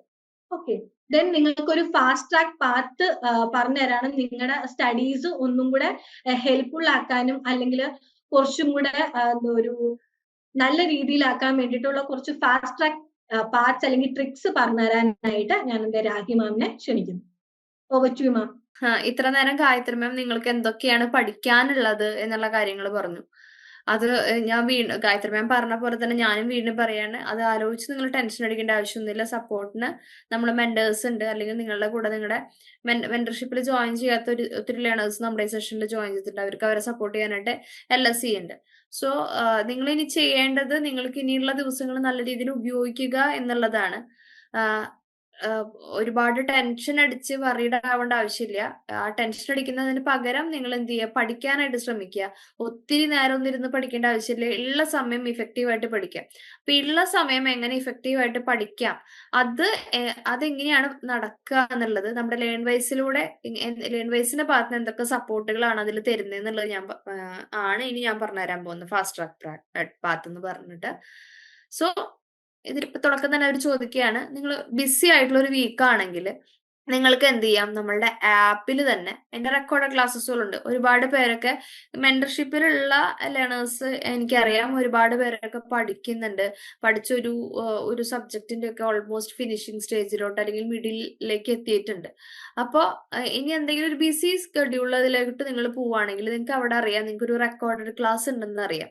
ഒരു മിനിമം 1 hour അല്ലെങ്കിൽ മാക്സിമം 2 hours പോകുന്ന റെക്കോർഡ് വീഡിയോ ക്ലാസ്സസ് ഉണ്ട്. അത് നിങ്ങൾക്ക് അതിന്റെ മാക്സിമം സ്പീഡ് എന്ന് പറയുന്നത് 1.25 ആണ്. ആ ഒരു സ്പീഡിൽ നിങ്ങൾക്ക് എന്ത് ചെയ്യാം, നിങ്ങൾക്ക് കാണാനായിട്ട് ശ്രമിക്കാം. പ്ലസ് അതിനോടൊപ്പം തന്നെ ഹെൽപ്പ് ബുക്ക് എന്ന് പറയുന്ന ഒരു ബുക്ക് നമ്മൾ ഇഗ്നോ ഹെൽപ്പ് ബുക്ക് എന്ന് പറഞ്ഞിട്ടൊരു ബുക്ക് നമ്മൾ കൊടുത്തിട്ടുണ്ട്. അത് ആക്ച്വലി എന്താണ്, നിങ്ങൾക്ക് അറിയാം നിങ്ങളുടെ SLM എന്ന് പറയുന്നത് വളരെ വൈഡാണ്. നിങ്ങൾക്ക് ഈ നേരമില്ലാത്ത നേരത്തൊന്നും അതിലൂടെ ഓരോ ലൈൻ ബൈ ലൈൻ വായിച്ചു പോകാനൊന്നും നിങ്ങൾക്ക് പോസിബിൾ ആവില്ല. പോസിബിൾ ആകുന്നവർക്ക് വായിക്കാം, വായിക്കേണ്ട എന്ന് നമ്മൾ പറയുന്നില്ല. വായിക്കുന്നത് നല്ലതാണ്, വായന നല്ലതാണ്, നമുക്ക് ഒരുപാട് അറിവ് തരും. പക്ഷെ പലരും എന്താണ്, ഒരുപാട് തിരക്കുകൾക്കിടയിൽ ഇരുന്നു കൊണ്ട് പഠിക്കുന്നവരാണ്. അവർക്ക് പഠനത്തിന് ഒരിക്കലും പ്രയോറിറ്റിയിലേക്ക് കൊണ്ടുവരാൻ പറ്റുന്ന ഒരു സ്റ്റേജിലല്ല അവരിയ്ക്കുന്നത്. സോ അവർക്ക് കിട്ടുന്ന മിനിമം ടൈമിൽ അവർക്ക് ഇത്രയും ഡീപ്പായിട്ടുള്ള SLM വായിച്ചെടുക്കുക എന്ന് പറയുന്നത് ഒരു ഇമ്പോസിബിൾ ടാസ്ക് ആയതുകൊണ്ട് തന്നെ നമ്മൾ എന്ത് ചെയ്തിട്ടുണ്ട്, ആ SLMന്റെ ഒരു ഷോർട്ട് വേർഷൻ നമ്മുടെ ആപ്പിൽ അവൈലബിൾ ആക്കിയിട്ടുണ്ട്. അതിനെ നമ്മൾ പറയുന്ന പേരാണ് ഇഗ്നോ ഹെൽപ്പ് ബുക്ക്. ഈ ഇഗ്നോ ഹെൽപ്പ് ബുക്ക് നിങ്ങൾക്ക് എന്ത് ചെയ്യാം, SLM വായിക്കാൻ പറ്റുന്നില്ലെങ്കിൽ അല്ലെങ്കിൽ അത് വായിച്ചിട്ടൊരു പല കുട്ടികളും പറയാറുണ്ട്, മാം അതിലൂടെ വായിച്ചെത്താൻ പറ്റുന്നില്ല, തീരുന്നില്ല, മൈൻഡ് ഡൈവേർട്ട് ആയി പോകുന്നു, അതിൽ വായിക്കുമ്പോൾ വളരെ ഡീപ്പായിട്ടൊക്കെയാണ് കിടക്കുന്നത്, അപ്പൊ അത് പോസിബിൾ ആവുന്നില്ല എന്ന് നിങ്ങൾക്ക് തോന്നുകയാണെങ്കിൽ നിങ്ങൾക്ക് ആപ്പിലുള്ള ഹെൽപ്പ് ബുക്ക് നിങ്ങൾ യൂസ് ചെയ്ത് നോക്കുക. കാരണം നമുക്ക് നമ്മുടെ സമയം വേസ്റ്റ് ആവുന്നതിന് ഒന്നും പഠിക്കാത്തതിനേക്കാളും നല്ലതല്ലേ നമ്മൾ, അല്ലെങ്കിൽ വെറുതെ ഇരുന്ന് വായിച്ച് നമുക്ക് ഒരു കോൺസെൻട്രേറ്റ് ചെയ്തിട്ട് പോകാൻ പറ്റാത്തതിനേക്കാളും എത്രയോ നല്ലതാണ് വളരെ കുറച്ചെങ്കിലും ആ വായിക്കുന്നത് മനസ്സിലോട്ട് പകർത്തുന്നത്. സോ നിങ്ങൾക്ക് എന്ത് ചെയ്യാം, ആ ഇഗ്നോ ഹെൽപ്പ് ബുക്ക് നിങ്ങൾക്ക് യൂസ് ചെയ്യാം. ഇനി അടുത്തത് എന്താ പറയുന്നത്, എക്സാം അടുത്തു കഴിഞ്ഞാൽ ഇതുപോലെ പലർക്കും ചിലപ്പോൾ എല്ലാ ദിവസവും ഡെയിലി പഠിക്കാൻ പറ്റുന്ന ഒരു സിറ്റുവേഷനിലായിരിക്കണം എന്നില്ല. കാരണം വർക്ക് ലോഡ് ഉണ്ടായിരിക്കാം, വീട്ടിലെ പ്രഷറുകൾ ഉണ്ടായിരിക്കാം, മാനസികമായി ചിലപ്പോൾ ഡൗൺ ആയിട്ടിരിക്കുന്ന ഒരു സിറ്റുവേഷൻ ആയിരിക്കാം. കാരണം നേരത്തെ പറഞ്ഞ അതേ റീസൺ തന്നെ, കാരണം എല്ലാവരും മൾട്ടി ടാസ്കിങ് ചെയ്യുന്ന വ്യക്തികളാണ്. നമ്മളിപ്പോ പണ്ട് സ്കൂൾസിൽ അല്ലെങ്കിൽ കോളേജിൽ പഠിക്കുമ്പോൾ നമ്മുടെ പ്രൈം റെസ്പോൺസിബിലിറ്റി, ഞാൻ പലരോടും പറയുന്നതാണ്, നമ്മളിപ്പോ നമ്മുടെ പ്രൈം റെസ്പോൺസിബിലിറ്റി എന്ന് പറഞ്ഞു കഴിഞ്ഞാൽ പഠിക്കുക എന്ന് മാത്രമേ ഉള്ളൂ ഒരു ഡ്യൂട്ടി ഉള്ളൂ. വീട്ടിൽ ചെന്നാൽ വീട്ടുകാരും പറയും ഈ ഉള്ള നേരം ഇരുന്ന് പഠിച്ചോ, ഇതിലോട്ടൊന്നും വരണ്ട. അപ്പൊ എല്ലാവരും നമ്മളോട് പഠിച്ചോ പഠിച്ചോ എന്ന് പറയുന്നൊരു സമയമാണ്. അപ്പോഴാണെങ്കിൽ നമുക്ക് പഠിക്കുക എന്ന് പറഞ്ഞു കഴിഞ്ഞാൽ നമുക്ക് എന്താണ്, തീരെ താല്പര്യമില്ലാത്തൊരു കാര്യമാണ്. പക്ഷെ ഇപ്പൊ നമുക്ക് പഠിക്കാൻ ആദ്യമായിട്ടുള്ള ആഗ്രഹമുണ്ട്. പക്ഷെ നമുക്ക് ചുറ്റിലും ഒരുപാട് റെസ്പോൺസിബിലിറ്റീസ് എടുക്കുന്നു, ഒരുപാട് വർക്ക് ലോഡ് കിടക്കുന്നു. അപ്പൊ ഇതിന്റെ ഇടയിൽ നമ്മളോട് ആരും പോയി പഠിക്കുന്നു എന്നുള്ളത് നമ്മളോട് ആരും പറയില്ല. കാരണം പഠിക്കാൻ പുസ്തകം എടുത്തു കഴിഞ്ഞാൽ ആരെങ്കിലും പറയും, അപ്പൊ അവിടെ ഒരു വർക്ക് എടുക്കുന്നുണ്ടല്ലോ, അല്ലെങ്കിൽ ഈ ഒരു ജോബ് പെൻഡിങ് അല്ലേ, ഇതാര് ചെയ്യും എന്നുള്ള ചോദ്യങ്ങൾ നമ്മുടെ മുമ്പിലോട്ട് വരും. അപ്പൊ അങ്ങനെയൊക്കെ വരുന്നൊരു സിറ്റുവേഷൻ ആണ്. ഒരിക്കലും നമുക്കൊരു ദിവസം നമുക്ക് ഡെയിലി പ്ലാൻ ചെയ്ത പോലെ പോകുന്നില്ല. എക്സാമിന്റെ സമയമാകുമ്പോഴേ നമുക്ക് പുസ്തകം എടുക്കാൻ പറ്റുന്നുള്ളൂ. അല്ലെങ്കിൽ നിങ്ങൾക്ക് എക്സാമിന്റെ സമയമാകുമ്പോൾ നിങ്ങൾക്ക് ഓൾറെഡി പഠിച്ചു പോയിട്ടുള്ളവരാണ്, എക്സാമിന്റെ സമയത്ത് ഒന്നും കൂടി നിങ്ങൾക്ക് നല്ല രീതിയിൽ പ്രിപ്പയർ ചെയ്യണമെങ്കിൽ നമ്മൾ തരുന്ന കുറച്ച് സംഗതികളാണ് എക്സാംപീഡിയ, അതേപോലെ തന്നെ PYQ, previous year question paper ultimate analysis എന്ന് പറയുന്നത്. ഓക്കെ, ഈ എക്സാംപീഡിയയിൽ എന്താ ഉള്ളത്, എക്സാംപീഡിയയിൽ നിങ്ങളുടെ നേരത്തെ ഗായത്രി മാം പറഞ്ഞു, എക്സാംപീഡിയയിൽ നിങ്ങൾക്ക് കൊടുത്തിട്ടുള്ളത് ഓരോ ചാപ്റ്റർ വൈസും നിങ്ങൾക്ക് എന്ത് ചെയ്തിട്ടുണ്ട്, ഓരോ ചാപ്റ്റർ വൈസും പ്രീവിയസ് ഇയർ ക്വസ്റ്റ്യൻ പേപ്പറിൽ നിന്ന് ചോദിച്ചിട്ടുള്ള ചോദ്യങ്ങളും അതിന്റെ ആൻസേഴ്സ് ഹിന്റ് രൂപേണ അല്ലെങ്കിൽ മോഡൽ ആൻസേഴ്സ് പോലെ കൊടുത്തിട്ടുണ്ട്. അപ്പൊ ഈ എക്സാംപീഡിയ പല കുട്ടികളും എക്സാം ആകുമ്പോൾ നമ്മളോട് ചോദിച്ചിട്ട് വരും, മാം ഇമ്പോർട്ടന്റ് ആയിട്ടുള്ള ക്വസ്റ്റ്യൻസുകൾ തരൂ. പക്ഷെ ഇവർ പഠിച്ചു പോകുന്ന സമയത്ത് തന്നെ ചാപ്റ്റർ വൈസ് ആണ് നമ്മൾ ഇമ്പോർട്ടന്റ് ആയിട്ടുള്ള ക്വസ്റ്റ്യൻസുകൾ അല്ലെങ്കിൽ എക്സാംസിന്റെ ക്വസ്റ്റ്യൻ ആൻസേഴ്സ് കൊടുക്കുന്നത്, പ്രീവിയസ് ഇയർ ക്വസ്റ്റ്യൻ പേപ്പറിൽ കൊടുത്തിട്ടുള്ളത്. പക്ഷെ ഇതാരും ഫോക്കസ് ചെയ്ത് പോകുന്നില്ല. അപ്പൊ നിങ്ങൾ ചെയ്യേണ്ടത്, ഇപ്പൊ നിങ്ങൾ പഠിത്തത്തിലോട്ട് കടക്കുമ്പോൾ തന്നെ നിങ്ങൾക്ക് സമയമില്ല അല്ലെങ്കിൽ നമുക്ക് സമയം കിട്ടില്ല എന്നുള്ള ഉറപ്പുള്ളവരാണെങ്കിൽ നിങ്ങൾ എക്സാംപീഡിയ യൂസ് ചെയ്ത് പഠിച്ചു പോവുക. അതുപോലെ തന്നെ നിങ്ങളുടെ ഓരോ സബ്ജക്റ്റിന്റെയും ഓരോ ബ്ലോക്കുകൾ കഴിയുമ്പോഴും ആ ഒരു സബ്ജക്ട് നിങ്ങൾ ഗോ ത്രൂ ചെയ്ത് കഴിയുമ്പോഴും അതിൽ ആ സബ്ജക്റ്റിന്റെ PYQ അൾട്ടിമേറ്റ് അനാലിസിസ് നമ്മുടെ ആപ്പിൽ തന്നെയുണ്ട്. Previous question paper ultimate analysis എന്ന് പറയുന്ന ഒരു ഫോൾഡർ ഉണ്ട്. അതെടുക്കുക. അതിൽ ഏറ്റവും ലേറ്റസ്റ്റ് ആയിട്ടുള്ള ഫോൾഡർ ഓപ്പൺ ചെയ്ത് ലേറ്റസ്റ്റ് ആയിട്ടുള്ള ആ സബ്ജക്ട് ലേറ്റസ്റ്റ് ആയിട്ടുള്ള ഫയൽ ഓപ്പൺ ചെയ്ത് കഴിഞ്ഞാൽ ഓരോ ബ്ലോക്കിന്റെയും വെയിറ്റേജ് അറിയാനും പറ്റും. ഓരോ ബ്ലോക്കിൽ നിന്നും റിപ്പീറ്റഡ് ആയിട്ടുള്ള വന്നിട്ടുള്ള ചോദ്യങ്ങൾ എന്തൊക്കെയാണ്, ടോപ്പിക്കുകൾ എന്തൊക്കെയാണ്, ഇപ്പോൾ കാണുന്ന പാറ്റേൺ എന്താണ്, ട്രെൻഡ് എന്താണ് എന്നുള്ള കാര്യങ്ങൾ അറിയാൻ പറ്റും. അതിനോടൊപ്പം തന്നെ നിങ്ങൾക്ക് സപ്പോർട്ട് ചെയ്യാനായിട്ട് ഇഗ്നോന്റെ ഹെൽപ്പ് ബുക്കും നിങ്ങൾക്ക് യൂസ് ചെയ്യാം. അപ്പോൾ എക്സാം സ്പെഷ്യൽ ഗൈഡ് ബുക്ക് ഉണ്ട്, previous year question paper ultimate analysis ഉണ്ട്, അതുപോലെ തന്നെ SLMന്റെ ഒരു ഷോർട്ട് വേർഷൻ അല്ലെങ്കിൽ SLMന്റെ ഒരു ജൂനിയർ വേർഷൻ എന്ന് പറയുന്ന ഇഗ്നോ ഹെൽപ്പ് ബുക്ക് ഉണ്ട്. ഇനി അടുത്തതായിട്ട് പറയാനായിട്ടുള്ളത്, നിങ്ങൾക്ക് എന്തെങ്കിലും ടഫ് ആയിട്ടുള്ള കോൺസെപ്റ്റുകൾ മനസ്സിലാവുന്നില്ലെങ്കിൽ നിങ്ങൾക്ക് എന്ത് ചെയ്യാം, ഇഗ്നോ ഹെൽപ്പ് ബുക്കിൽ നമ്മൾ ഡെഫിനിഷൻസോൾ കൊടുത്തിട്ടുണ്ട്, ഡയഗ്രാംസോൾ കൊടുത്തിട്ടുണ്ട്. അതായത് നിങ്ങളോട് പറയുന്നത് നിങ്ങൾ SLMൽ കുറെ നേരം ഇരുന്ന് നിങ്ങൾ ടൈം കളയണ്ടെന്നാ പറയുന്നത്. സമയമില്ലാത്തവരാണെങ്കിൽ, വീണ്ടും ഞാൻ പറയാണ്, സമയമില്ലാത്തവരാണെങ്കിൽ, ഉള്ളവരാണെങ്കിൽ അത് വായിക്കാനുള്ള എന്താ വെച്ചാൽ നമുക്ക് വായന നമ്മളുടെ എപ്പോഴും നമ്മുടെ അറിവ് വിശാലമാക്കി തീർക്കുകയുള്ളൂ. സോ സമയമുള്ളവര് നിങ്ങൾ എന്ത് ചെയ്യുക, SLM വായിക്കാനും നിങ്ങളുടെ ഒരു കോൺസെപ്റ്റിനെ കുറിച്ചുള്ള അണ്ടർസ്റ്റാൻഡിങ് വളരെ ഫേം ആക്കി മാറ്റാനും ശ്രമിക്കുക. അല്ലാത്തവരാണ്, തീരെ നിവൃത്തിയില്ലാത്തവരാണെങ്കിൽ നിങ്ങൾക്ക് ഇഗ്നോ ഹെൽപ്പ് ബുക്ക് ഉപയോഗിക്കാം. അതിൽ ഇതിന്റെ എല്ലാം നിങ്ങളപ്പോ ചെയ്യേണ്ടത് എന്താ വെച്ച് കഴിഞ്ഞാൽ അതില് ഇതിന്റെ എല്ലാം ഷോർട്ടർ വേർഷൻ കൊടുത്തിട്ടുണ്ട്. അപ്പൊ നിങ്ങൾ അതിൽ നിന്ന് നിങ്ങൾക്ക് അതിൽ നിന്ന് ഒരു കോൺസെപ്റ്റ് കിട്ടിക്കഴിഞ്ഞു കഴിഞ്ഞാൽ നിങ്ങൾ അത് ഡെവലപ്പ് ചെയ്തെടുക്കേണ്ട ഒരു റെസ്പോൺസിബിലിറ്റി മാത്രം നിങ്ങൾ എന്ത് ചെയ്യാം.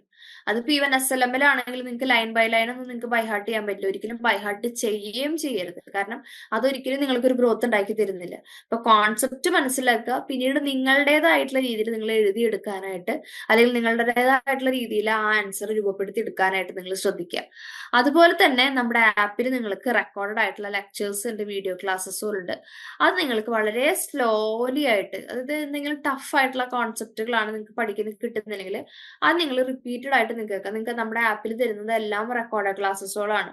സോ അതുകൊണ്ട് തന്നെ നിങ്ങൾക്ക് ഇഷ്ടമുള്ള സമയത്ത് നിങ്ങൾക്ക് ഇഷ്ടമുള്ള രീതിയിൽ നിങ്ങൾക്ക് പഠിക്കാം. പോസ് ചെയ്ത് നിർത്തണോ, സ്പീഡാക്കി കാണണോ, അല്ലെങ്കിൽ റിവേഴ്സ് ചെയ്ത് മീൻസ് റീവൈൻഡ് ചെയ്ത് കാണുന്നതിനൊക്കെ നിങ്ങൾക്ക് പോസിബിൾ ആണ്. അതുപോലെ തന്നെ നിങ്ങൾക്ക് എക്സാംബിഡി യൂസ് ചെയ്യാം. കാരണം അതിൽ ചാപ്റ്റർ വൈസ് നിങ്ങൾക്ക് ഇമ്പോർട്ടന്റ് ആയിട്ടുള്ള ക്വസ്റ്റ്യൻസുകൾ കൊടുത്തിട്ടുണ്ട്. അപ്പൊ നിങ്ങൾക്ക് എക്സാംബിഡി നോക്കി കഴിഞ്ഞു കഴിഞ്ഞാൽ അതിൽ ക്വസ്റ്റ്യൻ മാത്രമല്ല നമ്മൾ കൊടുത്തിട്ടുള്ളത്, അതിൽ അതിന്റെ ആൻസേഴ്സും കൊടുത്തിട്ടുണ്ട്. ആൻസേഴ്സ് ഹിന്റ് കൊടുത്തിട്ടുണ്ട്. കാരണം നമ്മളെപ്പോഴും പറയില്ലേ, ഒരാൾക്ക് നമുക്ക് വിശന്നിരിക്കുന്ന ഒരു വ്യക്തിയിലോട്ട് അയാൾക്ക് നമ്മൾ എന്താ പറയാ, അല്ലെങ്കിൽ ഭക്ഷണം കൊണ്ട് കൊടുത്തിട്ട് കാര്യമില്ല. അയാൾക്ക് എന്തെങ്കിലും ചൂണ്ട കൊടുത്തു കഴിഞ്ഞാൽ അയാൾക്ക് നാളെയും എന്ത് ചെയ്യാം, മീൻ പിടിക്കാം, അയാൾക്ക് ഭക്ഷണം അയാൾക്ക് ഉണ്ടാക്കിയെടുക്കാം. അപ്പൊ ഇവിടെ നമ്മളൊരു ഹിന്റ് ആണ് നമ്മൾ തരുന്നത്. നിങ്ങൾ അതിൽ നിന്ന് നിങ്ങളുടെ ആൻസർ നിങ്ങൾ ഫ്രെയിം ചെയ്യുക, എന്നാലാണ് നിങ്ങൾക്കൊരു ഗ്രോത്ത് ഉണ്ടാവുള്ളൂ. അല്ലെങ്കിൽ നിങ്ങൾ എന്ത് ചെയ്യും, ബൈ ഹാർട്ട് ചെയ്യും, സ്മഗപ്പ് അത് മാത്രമായിരിക്കും. ബൈ ഹാർട്ട് ചെയ്യുന്നു, അവിടെ കൊണ്ടുപോയി എഴുതുന്നു. അപ്പൊ ഒരു ക്വസ്റ്റ്യൻസിൽ എന്തെങ്കിലും ടിപ്സോ കാര്യങ്ങളോ വന്നു കഴിഞ്ഞു കഴിഞ്ഞാൽ നിങ്ങൾക്ക് എന്ത് ചെയ്യാൻ പറ്റില്ല, എഴുതാനായിട്ട് പറ്റുന്നൊരു സിറ്റുവേഷൻ ഉണ്ടാവില്ല. സോ എക്സാംബിഡി യൂസ് ചെയ്ത് നിങ്ങൾ നിങ്ങളുടേതായിട്ടുള്ള രീതിയിൽ അതിലുള്ള ഹിന്റുകൾ ഉപയോഗിച്ചുകൊണ്ട് നിങ്ങളുടെ ആൻസർ നിങ്ങൾ രൂപപ്പെടുത്തി എടുക്കുക, ഫ്രെയിം ചെയ്തെടുക്കാനായിട്ട് ശ്രദ്ധിക്കുക. ഇനി അടുത്തത് നിങ്ങൾക്ക് നമ്മൾ തരുന്ന റെക്കോർഡഡ് ലെക്ചേഴ്സിനെ കുറിച്ചിട്ടുള്ള കാര്യങ്ങളാണ് പറയുന്നത്. റെക്കോർഡഡ് ലെക്ചേഴ്സ് എന്ന് പറഞ്ഞു കഴിഞ്ഞാൽ നിങ്ങൾക്കൊരു ലെസൺ സ്റ്റാർട്ട് ചെയ്യുമ്പോൾ നിങ്ങൾക്ക് അത് പഠിക്കുന്ന സമയത്ത് നിങ്ങൾക്ക് എന്ത് ചെയ്യാം, കാണാനായിട്ട് സാധിക്കും. അതേപോലെ തന്നെ ആ പർട്ടിക്കുലർ യൂണിറ്റ് റിവൈസ് ചെയ്യുന്ന സമയത്ത് നിങ്ങൾക്ക് റിവിഷൻ പർപ്പസിന് വേണ്ടിയിട്ടും ആ റെക്കോർഡ് ലെക്ചേഴ്സ് നിങ്ങൾക്ക് കാണാൻ പറ്റും. അത് മാക്സിമം സ്പീഡ് 1.25 നിങ്ങൾക്ക് എന്ത് ചെയ്യാൻ പറ്റും, നിങ്ങൾക്ക് കാണാനായിട്ട് സാധിക്കും. നിങ്ങൾക്ക് വളരെ കുറച്ച് സമയം മാത്രമേ ഉള്ളെങ്കിൽ കീവേഡ്സുകളൊക്കെ വരുന്നുണ്ടെങ്കിൽ നിങ്ങൾക്ക് പോസ് ചെയ്തുകൊണ്ട്, അതാണ് നമ്മൾ പറഞ്ഞത്, കീവേഡ്സുകളൊക്കെ ഉണ്ടെങ്കിൽ നിങ്ങൾക്ക് പോസ് ചെയ്തുകൊണ്ട് നിങ്ങൾക്ക് കാണാൻ സാധിക്കും. ടൈം ബേസ്ഡ് ആയിട്ട് നിങ്ങൾക്ക് ഇന്ന ടൈമിൽ ഇന്ന ഡെഫിനേഷൻ വരുന്നുണ്ട്, അല്ലെങ്കിൽ ഇന്ന ടോപ്പിക്കിനെ കുറിച്ച് ഡിസ്കസ് ചെയ്യുന്നുണ്ടെങ്കിൽ അത് നിങ്ങൾക്ക് നോട്ട് ചെയ്ത് വെക്കാൻ പറ്റും. ഈ പാർട്ട് തൊട്ടിട്ടാണ് ഈ ടോപ്പിക്കിനെ കുറിച്ച് ഡിസ്കസ് ചെയ്യുന്നത്, അപ്പൊ നിങ്ങൾക്ക് നോട്ട് ചെയ്ത് വെക്കാൻ പറ്റും. പിന്നെ ഒരു പ്രോട്ടിപ്പ് പറയാണ്, നിങ്ങൾക്ക് എന്തെങ്കിലും മനസ്സിലാവാത്ത കാര്യങ്ങൾ ഉണ്ടെങ്കിൽ അത് നിങ്ങൾ നോട്ട് ചെയ്ത് വെക്കുക. നിങ്ങൾ എന്ത് ചെയ്യുക, ആ വീഡിയോ കാണുന്ന സമയത്ത് നിങ്ങൾ അത് എന്ത് ചെയ്യുക, ഏത് ടൈം സ്കെഡ്യൂളിലാണ് അത് പറയുന്നത് എന്നുള്ളത് നോട്ട് ചെയ്ത് വെക്കുക. പിന്നീട് നിങ്ങൾക്ക് അത് എന്ത് ചെയ്യാം, ലൈവ് റിവിഷൻ സെഷൻ, ലൈവ് സെഷൻസുകൾ കൊടുക്കുന്നുണ്ട്. നമ്മുടെ മെന്റർഷിപ്പിലുള്ള കുട്ടികൾക്ക് നമ്മൾ കൊടുക്കുന്നതാണ് ചാപ്റ്റേഴ്സിന്റെ ലൈവ് സെഷൻസുകൾ കൊടുക്കാണ്ട്, ലൈവായിട്ടുള്ള റിവിഷൻ സെഷൻ. ആ സെഷനിൽ നിങ്ങൾക്ക് ഡൗട്ട് ക്ലിയർ ചെയ്യാം.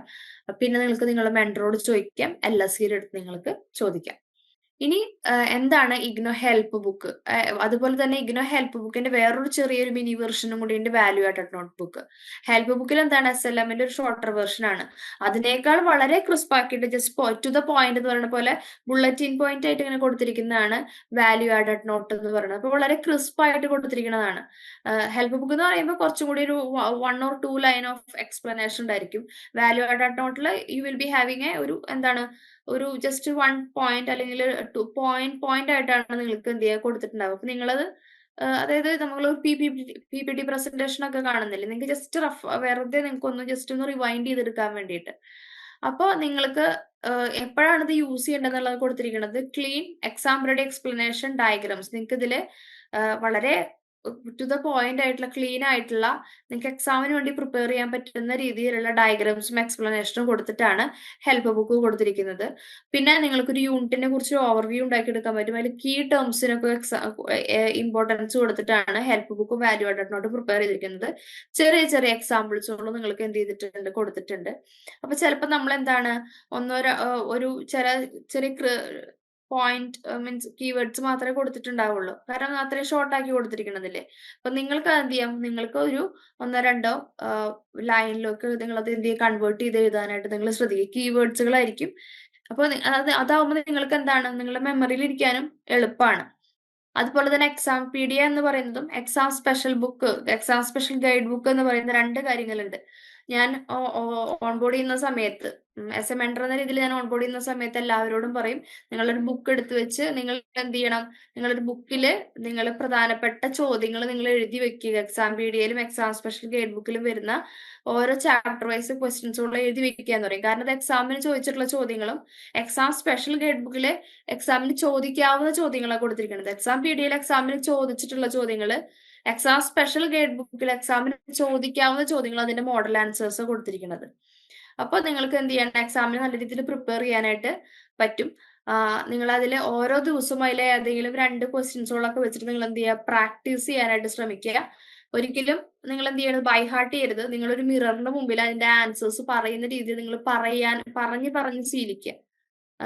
ഞാൻ പലരോടും പറയാറുണ്ട്, നിങ്ങൾ ഒരിക്കലും ബൈ ഹാർട്ട് ചെയ്യരുത്, സ്വന്തമായിട്ട് ഡെവലപ്പ് ചെയ്യുക. സ്വന്തമായിട്ട് നിങ്ങളത് ഒരു മിററിന്റെ മുമ്പിൽ ചെന്നിട്ട് നിങ്ങൾ പറഞ്ഞു നോക്കുക, ആൻസേഴ്സ് പറഞ്ഞു നോക്കുക, അല്ലെങ്കിൽ ഒന്ന് എഴുതി നോക്കുക. അപ്പൊ എഴുതി വെക്കുമ്പോൾ നിങ്ങൾ അത് ഫ്രെയിം ചെയ്തിട്ടുണ്ടെങ്കിൽ നിങ്ങൾക്ക് തന്നെ ഇടയ്ക്ക് നോക്കാൻ പറ്റും എന്തൊക്കെയാണ് മിസ്റ്റേക്സുകൾ ഉള്ളത്, എന്തൊക്കെയാ പോയിന്റ്സുകളാണ് എഴുതാത്തത് എന്നുള്ള കാര്യങ്ങളൊക്കെ നിങ്ങൾക്ക് എന്ത് ചെയ്യാൻ പറ്റും, നോക്കിയെടുക്കാനായിട്ട് സാധിക്കും. അതുപോലെ തന്നെ നിങ്ങൾക്ക് നമ്മുടെ ഭാഗത്ത് നിന്ന് തരുന്നതാണ് അസൈൻമെന്റിന്റെ ആൻസർ ഗൈഡ് ബുക്ക് നമ്മൾ പ്രൊവൈഡ് ചെയ്യുന്നുണ്ട്. നിങ്ങൾക്ക് അറിയാം, ഇഗ്നോയില് നിങ്ങൾക്ക് അസൈൻമെന്റ് എന്ന് പറയുന്ന ഒരു പാർട്ട് ഉണ്ട്. അതിന് വെയിറ്റേജ് ഉള്ളതാണ്. ഏകദേശം 100-ൽ 30% വെയിറ്റേജ് വരുന്നതാണ് അസൈൻമെന്റ് എന്ന് പറയുന്നത്. സോ അതിൽ നിങ്ങൾക്ക് പാസ് ആവണം, നിങ്ങൾ മിനിമം 40% മാർക്ക് നിങ്ങൾ അതിൽ വാങ്ങണം. അപ്പോ ആ അസൈൻമെന്റ് നിങ്ങൾക്ക് നല്ല രീതിയിൽ എഴുതാൻ വേണ്ടിയിട്ട് നമ്മളുടെ ഭാഗത്തുനിന്ന് അതിന്റെ ഗൈഡ് ബുക്ക് പ്രിപ്പയർ ചെയ്തിട്ടുണ്ട്. പിന്നെ എടുത്തു പറയേണ്ട എനിക്കൊരു കാര്യം, ആ ഗൈഡ് ബുക്ക് മാത്രമായിട്ട് നിങ്ങൾ കോപ്പി ചെയ്യുന്ന ഒരു ശീലം നിങ്ങൾ ഉണ്ടാക്കരുത്. കാരണം ലേൺ വൈസിലെ ഒത്തിരി സ്റ്റുഡൻസ് ഓരോ സെന്റേഴ്സിലും ഉണ്ടാവാറുണ്ട്, ഓരോ സ്റ്റഡി സെന്റേഴ്സിലും ഉണ്ടാവാറുണ്ട്. അപ്പൊ നിങ്ങൾ ഇത് കോപ്പി ചെയ്ത് അങ്ങനെ തന്നെ എഴുതി കഴിഞ്ഞാൽ വേറൊരു കുട്ടിയും ഇതേപോലെ എഴുതിയിട്ടുണ്ട്, അല്ലെങ്കിൽ 5-6 കുട്ടികൾ ഇതുപോലെ എഴുതിയിട്ടുണ്ടെങ്കിൽ ചിലപ്പോൾ ഒരു കോപ്പിയുടെ എന്ന റീസൺ കൊണ്ട് മേ ബി അത് റിജക്ഷൻ വരാം. അസൈൻമെന്റ് ആൻസർ ഗൈഡ് ബുക്ക് എടുക്കുമ്പോൾ നിങ്ങൾ ഗൈഡ് ബുക്ക് യൂസ് ചെയ്യണ്ട എന്ന് പറയുന്നില്ല. അതിനോടൊപ്പം തന്നെ നിങ്ങൾക്ക് മനസ്സിലായിട്ടുള്ള കാര്യങ്ങളും കൂടി നിങ്ങൾ ആഡ് ഓൺ ചെയ്യുക. പിന്നീട് നിങ്ങൾക്ക് എക്സ്ട്രാ ഇവിടെ നിന്ന് കിട്ടാവുന്ന ഇൻഫർമേഷൻസുകളൊക്കെ യൂസ് ചെയ്തുകൊണ്ട് നിങ്ങൾക്ക് എന്ത് ചെയ്യാം, ആൻസേഴ്സ് എഴുതാനായിട്ട് നിങ്ങൾ ശ്രദ്ധിക്കാം. അപ്പൊ ഇതിങ്ങനെ ഇങ്ങനെ ഒരു സംഗതി തരുന്നത് എന്താ വെച്ച് കഴിഞ്ഞാൽ, എക്സാമിന് മുമ്പ് നിങ്ങൾക്കൊരു പ്രാക്ടീസ് എന്നുള്ള രീതിയിലാണ് എക്സാമിന്റെ അതേ പാറ്റേണിൽ തന്നെയുള്ള ഒരു എക്സാം അസൈൻമെന്റ് നിങ്ങൾക്ക് തരുന്നത്. അപ്പൊ നിങ്ങൾ അത് ഒരു പ്രാക്ടീസിങ് ടൂൾ ആയിട്ടും കൂടി നിങ്ങൾ എന്ത് ചെയ്യുക, ഉപയോഗിക്കുക. അപ്പോൾ നിങ്ങളുടേതായിട്ടുള്ള അപ്പൊ അത് എഴുതുമ്പോൾ നിങ്ങൾക്ക് അറിയാം എവിടേക്കാണ് നിങ്ങൾ സ്റ്റക്കായി പോകുന്നത്, എവിടേക്കാണ് നിങ്ങളുടെ അറിവ് ലാക്ക് ഓഫ് നോളേജ് ഉള്ളത്, അല്ലെങ്കിൽ ആ പർട്ടിക്കുലർ ഏരിയനെ കുറിച്ചിട്ട് അറിയാതെ പോയിട്ടുള്ളതെന്ന് അറിയാൻ പറ്റും. അപ്പൊ നിങ്ങൾ ഗൈഡ് ബുക്ക് യൂസ് ചെയ്യുക, പ്ലസ് നിങ്ങൾക്ക് അറിയാവുന്ന കാര്യങ്ങളും കൂടി ഉൾപ്പെടുത്തിക്കൊണ്ട് നിങ്ങൾ എന്ത് ചെയ്യുക, ഗൈഡ് ബുക്ക് യൂസ് ചെയ്യാനായിട്ട് പ്രത്യേകം ശ്രദ്ധിക്കുക. ഇനി അതേപോലെ തന്നെ നേരത്തെ പറഞ്ഞ പോലെ തന്നെ നിങ്ങൾക്ക് PYQ അൾട്ടിമേറ്റ് അനാലിസിസ് എന്ന് പറയുന്ന ഒരു അനാലിസിസ് ഉണ്ട്. അതിൽ നമ്മൾ മെയിൻ ആയിട്ടും പ്രൊവൈഡ് ചെയ്യുന്നത് ഒരു ഫോർ എക്സാമ്പിൾ ബിസിനസ് എൻവയോൺമെന്റ് എന്ന് പറയുന്ന ഒരു പേപ്പറിന്റെ ഇപ്പൊ നമുക്ക് ഇനി വരാൻ പോകുന്ന എക്സാം എന്ന് പറയുന്നത് നിങ്ങളുടെ ഡിസംബർ എക്സാമിനേഷൻ ആണ്. ഡിസംബർ എക്സാമിനേഷൻ നമ്മൾ എന്ത് ചെയ്യും, നിങ്ങളുടെ ഫസ്റ്റ് സെമിലെ 4 സബ്ജക്റ്റിന്റെയും PYQ അൾട്ടിമേറ്റ് അനാലിസിസ് തരും. അതായത് നിങ്ങൾ അതിനു മുമ്പുള്ള കഴിഞ്ഞ ഒരു 5 സൈക്കിൾസിലെ ക്വസ്റ്റ്യൻ പേപ്പേഴ്സ് എടുത്തുകൊണ്ട് അതിനെക്കുറിച്ച് വളരെ ഡീപ്പ് ആയിട്ടുള്ള ഒരു അനാലിസിസ്, ഏറ്റവും കൂടുതൽ ഇമ്പോർട്ടന്റ് ആയിട്ടുള്ള ബ്ലോക്ക് ഏതാണ്, ഓരോ ബ്ലോക്കിൽ നിന്നും എത്ര എത്ര ക്വസ്റ്റ്യൻസുകൾ വന്നു, ഏറ്റവും കൂടുതൽ തവണ ചോദിച്ചിട്ടുള്ള 10 ചോദ്യങ്ങൾ, ഏറ്റവും കൂടുതൽ തവണ ചോദിച്ചിട്ടുള്ള ടോപ്പിക്കുകൾ, എക്സാമിന്റെ ഒരു ട്രെൻഡ് ഏതാണ്, ഏതൊക്കെ പാറ്റേണിലുള്ള ക്വസ്റ്റ്യൻസുകളാണ് വരിക. അപ്പൊ അങ്ങനെ നമ്മൾ എന്ത് ചെയ്യും, നിങ്ങൾക്ക് അറിയാം നിങ്ങളുടെ ആപ്പിൽ ആ ഒരു ഫോൾഡർ ഉണ്ട്. നിങ്ങൾക്ക് ഈ സെഷൻ കഴിഞ്ഞ് കഴിഞ്ഞാൽ നിങ്ങളത് ഓരോന്നും ഓപ്പൺ ചെയ്ത് നോക്കുക, നിങ്ങൾക്ക് ഒരു ഐഡിയ കിട്ടാൻ വേണ്ടിയിട്ട്. അപ്പൊ അതാണ് PYQ അൾട്ടിമേറ്റ് അനാലിസിസ് എന്നുകൊണ്ട് ഉദ്ദേശിക്കുന്നത്. എക്സാമിന്റെ സമയത്ത് വളരെ യൂസ്ഫുൾ ആയിട്ടുള്ള ഒരു എക്സാമിന്റെ സമയത്തല്ല, നിങ്ങൾ പഠിച്ചു പോകുമ്പോൾ തന്നെ ഇങ്ങനെ സെലക്റ്റീവ് ആയിട്ട് പഠിച്ചു പോയി കഴിഞ്ഞാൽ ഈ ബിസി സ്കെഡ്യൂളിൽ നിങ്ങൾക്ക് ഒത്തിരി ഉപകാരപ്പെടും. പിന്നെ എക്സാമിന്റെ സമയത്തേക്ക് മാറ്റി വെക്കുക എന്നുള്ള രീതിയിൽ പഠിക്കാതെ പഠിച്ചു പോകുമ്പോൾ അപ്പൊ തന്നെ കൃത്യമായിട്ട് എല്ലാ കാര്യങ്ങളും ഏരിയകളും കവർ ചെയ്ത് പോവുക.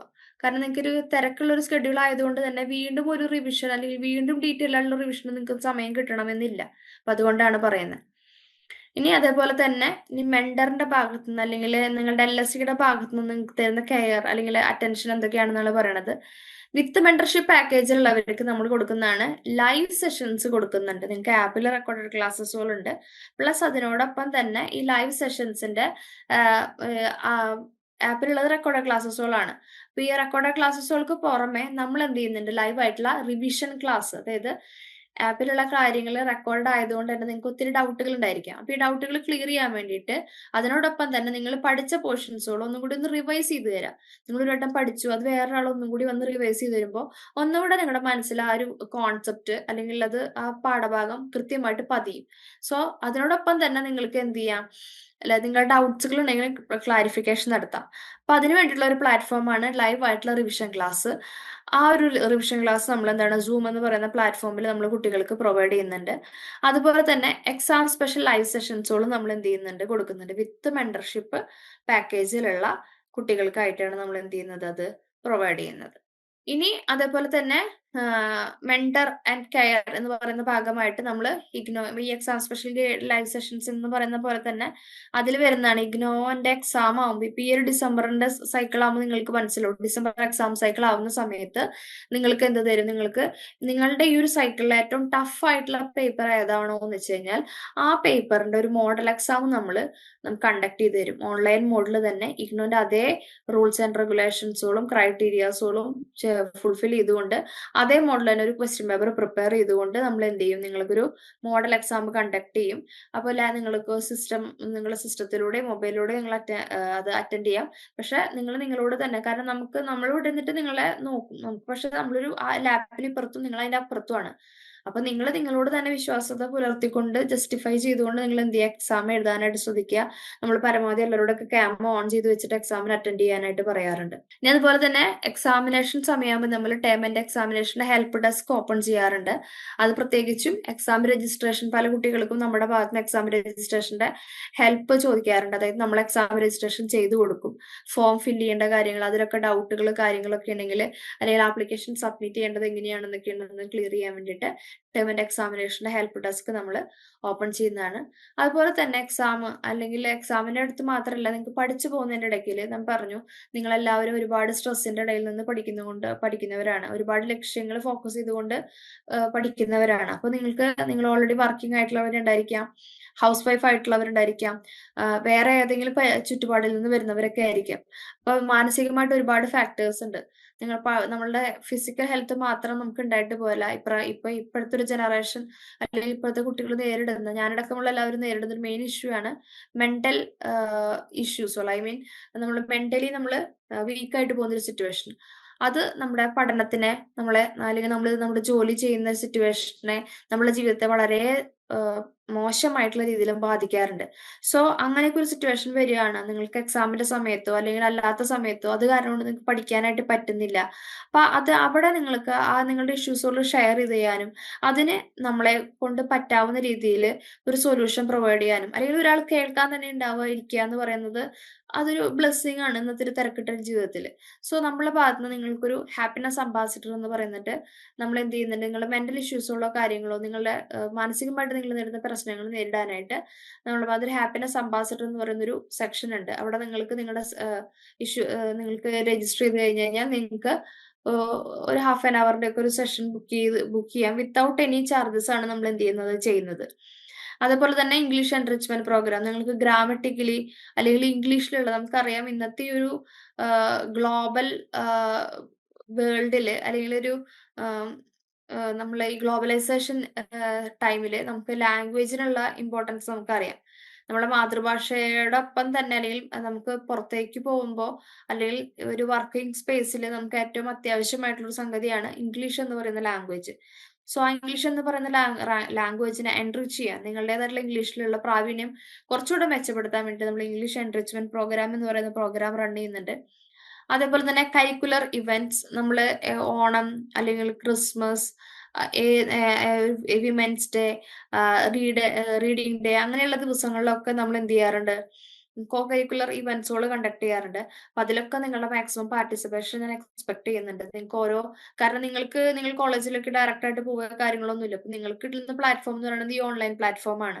അപ്പൊ അവിടെ നിന്ന് കിട്ടുന്ന കാര്യങ്ങൾ നിങ്ങൾ എന്ത് ചെയ്യും, മെയിൻ ആയിട്ട് യൂസ് ചെയ്യാനായിട്ട് ശ്രദ്ധിക്കുക. അതുപോലെ തന്നെ നിങ്ങളുടെ കരിയർ ഡെവലപ്മെന്റിന് വേണ്ടിയിട്ടും നിങ്ങളുടെ സ്കില്ല് ഡെവലപ്പ് ചെയ്യാൻ വേണ്ടിയിട്ട് നമ്മളുടെ ഭാഗത്ത് നിന്ന് ഒരുപാട് ഇനീഷ്യേറ്റീവ്സ്, പല എമിനന്റ് ആയിട്ടുള്ള പേഴ്സണാലിറ്റീസിനെ വിളിച്ചുകൊണ്ട് അവരുടേതായിട്ടുള്ള എക്സ്പീരിയൻസുകൾ ഷെയർ ചെയ്യുന്നതും നിങ്ങൾക്ക് അവരുമായിട്ട് കമ്മ്യൂണിക്കേറ്റ് ചെയ്തുകൊണ്ട് സംവദിച്ചുകൊണ്ട് നിങ്ങളുടേതായിട്ടുള്ള ഡൗട്ടുകൾ ക്ലിയർ ചെയ്യാനൊക്കെ ആയിട്ട് നിങ്ങൾക്ക് എന്ത് ചെയ്യാം, അതിനുള്ള സെഷൻസുകളൊക്കെ നമ്മൾ എന്ത് ചെയ്യാറുണ്ട്, കണ്ടക്ട് ചെയ്യാറുണ്ട്. ഇനി അടുത്തായിട്ട് നിങ്ങളെല്ലാവരും കാത്തിരിക്കുന്നത്, നിങ്ങളുടെ ഓൺ ബോർഡിംഗ് സമയത്ത് ഞാൻ പറഞ്ഞിട്ടുണ്ടായിരുന്നു ലേൺവേസിന്റെ ഭാഗത്ത് നിങ്ങൾക്ക് ഒരു സ്റ്റഡി ടൈം ടേബിൾ തരും. അപ്പൊ സ്റ്റഡി ടൈം ടേബിൾ വെച്ചിട്ട് നിങ്ങൾ എന്ത് ചെയ്യുക, പഠിക്കാനായിട്ട് ശ്രദ്ധിക്കുക എന്നുള്ളത്. അതിനേക്കാൾ മുമ്പ് ഞാനൊരു കാര്യം പറയട്ടെ, പലരും പഠിച്ചു തുടങ്ങിയിട്ടുണ്ട്. അവരാരും ഈ ടൈം ടേബിൾ പ്രകാരം ചിലപ്പോൾ സ്റ്റാർട്ട് ചെയ്യും, ടൈം ടേബിൾ ഇപ്പൊ സ്റ്റാർട്ട് ചെയ്യുന്നുള്ളൂ. അപ്പൊ അവര് പലരും എന്ത് ചെയ്യും, വിശ്രമിക്കാം. ഞാൻ പഠിച്ചിടത്തേക്ക് എത്തിയിട്ടില്ല ടൈം ടേബിൾ പ്രകാരം. ഞാൻ 2-3 പേര് വിളിച്ചപ്പോ അവരോട് പറഞ്ഞിട്ടുണ്ടായിരുന്നു, നമ്മുടെ ആമയും മൊയിലിനെയും കഥ പറഞ്ഞ പോലെ, ആമ പതുക്കെയല്ലേ വരുള്ളൂ, അതുവരെ ഞാൻ വിശ്രമിക്കാന്ന് വിചാരിക്കുമ്പോ ചിലപ്പോ അവരെന്ത് ചെയ്യും, ആ ടൈം ടേബിൾ പ്രകാരം ആ പോർഷൻസുകൾ കവർ ചെയ്ത് പോകും. അപ്പൊ നിങ്ങള് മുമ്പിലുള്ളവര് മുമ്പിലോട്ട് തന്നെ നിങ്ങൾ എന്ത് ചെയ്യുക, നോക്കി പോവാനായിട്ട് ശ്രദ്ധിക്കുക. ബാക്കിയുള്ളവര് നാളെ മുതലെങ്കിലും ടൈം ടേബിൾ പ്രകാരം പഠിച്ചു പോകാനായിട്ട് ശ്രദ്ധിക്കുക. സോ നിങ്ങളുടെ ടൈം ടേബിൾ, നിങ്ങൾ കുറെ കാത്തിരിക്കുന്ന നിങ്ങളുടെ സ്റ്റഡി ടൈം ടേബിൾ നെ കുറിച്ച് നിങ്ങൾക്ക് ഡീറ്റെയിൽ ആയിട്ട് പറഞ്ഞു തരാനായിട്ട് ഗായത്രി മാമിനെ ഞാൻ ഇൻവൈറ്റ് ചെയ്യാണ്. ഗായത്രി മാം, ഇതാണ് നിങ്ങളുടെ എന്താണ് ടൈം ടേബിൾ വരുന്നത്. ടൈം ടേബിളിൽ എന്താണ് ഇന്നലെ തൊട്ടാണ് സ്റ്റാർട്ട് ചെയ്തത്. രാഖിമാം പറഞ്ഞതുപോലെ നേരത്തെ പഠിച്ച് സ്റ്റാർട്ട് ചെയ്തവരും ഉണ്ടാവും. അപ്പൊ അവര് എന്ത് ചെയ്യുക, ഇത് മുന്നോട്ട് അവര് ബാക്കിയുള്ള ബ്ലോക്ക് എങ്ങനെയാണോ പോകുന്നത് അതേപോലെ തന്നെ പോവാ. നമ്മൾ ടൈം ടേബിൾ പ്രകാരം ഇന്നലെ തൊട്ടാണ് സ്റ്റാർട്ട് ചെയ്യുന്നുണ്ടാവുക. ഇതില് 2 ടൈം കൊടുത്തിട്ടുണ്ട്, 10 മണിന്നും 7 പറഞ്ഞിട്ട്. ഇപ്പൊ നമ്മൾ വർക്കിംഗ് ആയിട്ടുള്ളവരായിരിക്കാം, അല്ലെങ്കിൽ പല തിരക്കുകളുള്ളവരുണ്ടായിരിക്കും. അപ്പൊ ഈ ടൈം കൊടുത്തിരിക്കുന്നത് ജസ്റ്റ് ഒരു ടൈം ഫോമാറ്റിൽ കൊടുക്കുന്നേ ഉള്ളൂ. മിനിമം എന്ത് ചെയ്യുക, ഒരു ദിവസം 2 വീഡിയോ കാണുക എന്നുള്ള രീതിയിലാണ് എന്ത് ചെയ്തിരിക്കുന്നത്, നമ്മുടെ ടൈം ടേബിൾ സെറ്റ് ചെയ്തിരിക്കുന്നത്. അപ്പൊ ഫസ്റ്റ് തുടങ്ങുന്ന സബ്ജക്ട് എന്ന് പറയുന്നത് ഓർഗനൈസേഷണൽ തിയറി ആൻഡ് ബിഹേവിയർ ആണ്. അപ്പം ഇന്നലെ ഇൻട്രൊഡക്ഷനും അതുപോലെ തന്നെ ലെസൺ 1 ആണ് കംപ്ലീറ്റ് ചെയ്യേണ്ടിരുന്നത്. അപ്പം അങ്ങനെയാണ് നമ്മുടെ ടൈം ടേബിളിന്റെ ഓരോ വൺസ് നമ്മളൊരു ബ്ലോക്ക് കംപ്ലീറ്റ് ചെയ്ത് കഴിഞ്ഞ് കഴിയുമ്പോൾ, ഇപ്പം നമ്മുടെ ഓർഗനൈസേഷണൽ തിയറി ആൻഡ് ബിഹേവിയറിന്റെ ബ്ലോക്ക് കംപ്ലീറ്റ് ചെയ്യുന്നത് ഇന്നത്തോടു കൂടിയാണ് കംപ്ലീറ്റ് ചെയ്യുക. അപ്പം എന്താണ്, നാളെ അല്ലെങ്കിൽ മറ്റന്നാൾ ബുധനോ അല്ലെങ്കിൽ വ്യാഴോ ആയിരിക്കും നമുക്ക് എന്ത് ചെയ്യാം, റിവിഷൻ സെക്ഷൻ വരാം. ഇതിൽ ഏതെങ്കിലും ഒരു ദിവസമായിരിക്കും എന്ത് ചെയ്യാം, നമുക്ക് revision section, live revision sections വരുന്നുണ്ടാവാം. ഈ രീതിയിലാണ് നമ്മുടെ ടൈം ടേബിൾ പോകുന്നുണ്ടാവാം. അത് കഴിഞ്ഞ് നമ്മുടെ ഓർഗനൈസേഷണൽ തിയറി സെപ്റ്റംബർ 2 കംപ്ലീറ്റ് ചെയ്യും. അത് കഴിഞ്ഞ് അടുത്ത സബ്ജക്ട് എന്ന് പറയുന്നത് അക്കൗണ്ടിങ് ഫോർ മാനേജറിയൽ ഡിസിഷൻ ആണ്. അത് ഒരു സെപ്റ്റംബർ 27 അതും എന്ത് ചെയ്യും, കംപ്ലീറ്റ് ആവും. ദെൻ അടുത്ത സബ്ജക്ട് എന്ന് പറയുന്നത് മാനേജറിയൽ എക്കണോമിക്സ് ആണ്. അതും ഒരു ഒക്ടോബർ 21 ആവുമ്പോഴേക്കും അതും കംപ്ലീറ്റ് ചെയ്യും. ദെൻ അടുത്തത് ബിസിനസ് എൻവയോൺമെന്റ് ആണ് സബ്ജക്ട് സ്റ്റാർട്ട് ചെയ്യുന്നത്. അത് പ്രോപ്പർ ആയിട്ട് ഒരു നവംബർ 15 കംപ്ലീറ്റ് ചെയ്യുന്ന രീതിയിലാണ് നമ്മുടെ ടൈം ടേബിൾ കൊടുത്തിരിക്കുന്നത്. അപ്പൊ നിങ്ങളൊരു പ്രോപ്പർ രീതിയിൽ ഈ ടൈം ടേബിൾ ഫോക്കസ് ചെയ്താണ് പോകുന്നതെങ്കിൽ ഒരു നവംബർ 15 കൂടി നമ്മുടെ 4 സബ്ജക്ട്സും ഫുള്ളി സക്സസ്ഫുള്ളി കംപ്ലീറ്റ് ചെയ്തിട്ട് പിന്നെ വരുന്നത് എക്സാം വരുന്ന വരെ നിങ്ങൾക്ക് എന്താണ് ഒരു സ്റ്റഡി ലീവ് അല്ലെങ്കിൽ ഒരു റിവിഷൻ ഡൗട്ട് ക്ലിയറൻസ് പോലെ. അപ്പൊ നിങ്ങൾക്ക് എന്ത് ചെയ്യാം, എന്തെങ്കിലും ഡൗട്ട്സ് ഉള്ളതും ഒക്കെ നിങ്ങൾക്ക് ഒന്നും കൂടെ റിവൈസ് ചെയ്യാം. അതുപോലെ നമ്മുടെ ലൈവ് സെക്ഷൻസിന്റെ റെക്കോർഡ് വീഡിയോസ് ഒന്നും കൂടെ കണ്ടിട്ട് എന്തെങ്കിലും ഡൗട്ട്സ് ഉണ്ടെങ്കിൽ അത് ക്ലിയർ ചെയ്യാം. ആ രീതിയിലാണ് നമ്മൾ എന്ത് ചെയ്തിരിക്കുന്നത്, നമ്മുടെ ടൈം ടേബിൾ കൊടുത്തിരിക്കുന്നത്. ഇനി ഇപ്പൊ നമ്മുടെ ഈ സെക്ഷൻ കഴിഞ്ഞ് കഴിയുമ്പോൾ നിങ്ങളുടെ അതാത് മെമ്പേഴ്സ് എന്ത് ചെയ്യും, നിങ്ങൾക്ക് ഇത് പേഴ്സണലി ഈ ടൈം ടേബിൾ ഷെയർ ചെയ്ത് തരുന്നതായിരിക്കും കേട്ടോ. നിങ്ങൾ ടൈം ടേബിളിനെ കുറിച്ച് നമ്മുടെ ഡീറ്റെയിൽ ആയിട്ട് ഗായത്രി മാം പറഞ്ഞു തന്നു. അപ്പൊ ഞാൻ പറഞ്ഞ പോലെ തന്നെ ഞാൻ വീണ്ടും പറയുകയാണ്, നിങ്ങൾ ഓൾറെഡി പഠിച്ചു തുടങ്ങിയവര് നിങ്ങൾ എന്ത് ചെയ്യുക, പഠനം കണ്ടിന്യൂ ചെയ്ത് പോവുക. ഞാൻ ഇത്തിരി മുന്നിലോട്ടാണല്ലോ നിൽക്കുന്നത്, അപ്പൊ ഇനി കുറച്ച് ദിവസം ഞാൻ റെസ്റ്റ് എടുക്കാം, അല്ലെങ്കിൽ അത് അവിടെ വരെ എത്തട്ടെ എന്നുള്ള രീതിയിൽ നിങ്ങൾ പോവരുത്. കാരണം ലൈഫ് എന്ന് പറയുന്നത് അൺപ്രഡിക്റ്റബിൾ ആണ്, അൺസർട്ടൻ ആണ്.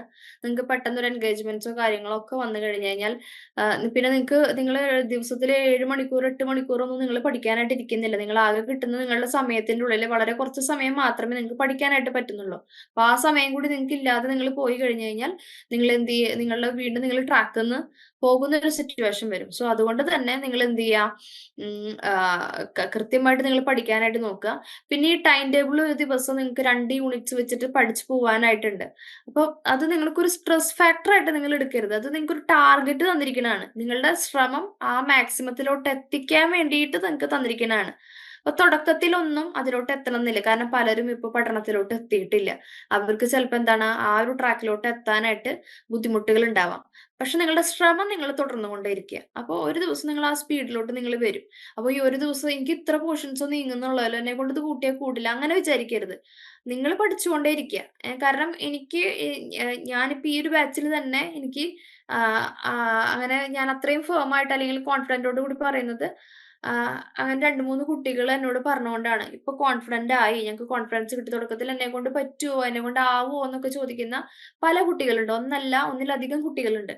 അപ്പൊ അവരൊക്കെ ഇപ്പൊ ഞാൻ ആകും എന്നിങ്ങനെ പറഞ്ഞ് അവരിപ്പോ പഠിച്ചതെത്തി ഇപ്പൊ പറയുന്നുണ്ട്, കോൺഫിഡന്റ് ആയി മാം, ഓക്കെ ആയിട്ട് വരുന്നുണ്ടെന്ന് പറയും. അപ്പൊ ഇതൊരു ടാർഗറ്റ് ആണ് നിങ്ങൾക്ക് തന്നിരിക്കുന്നത്.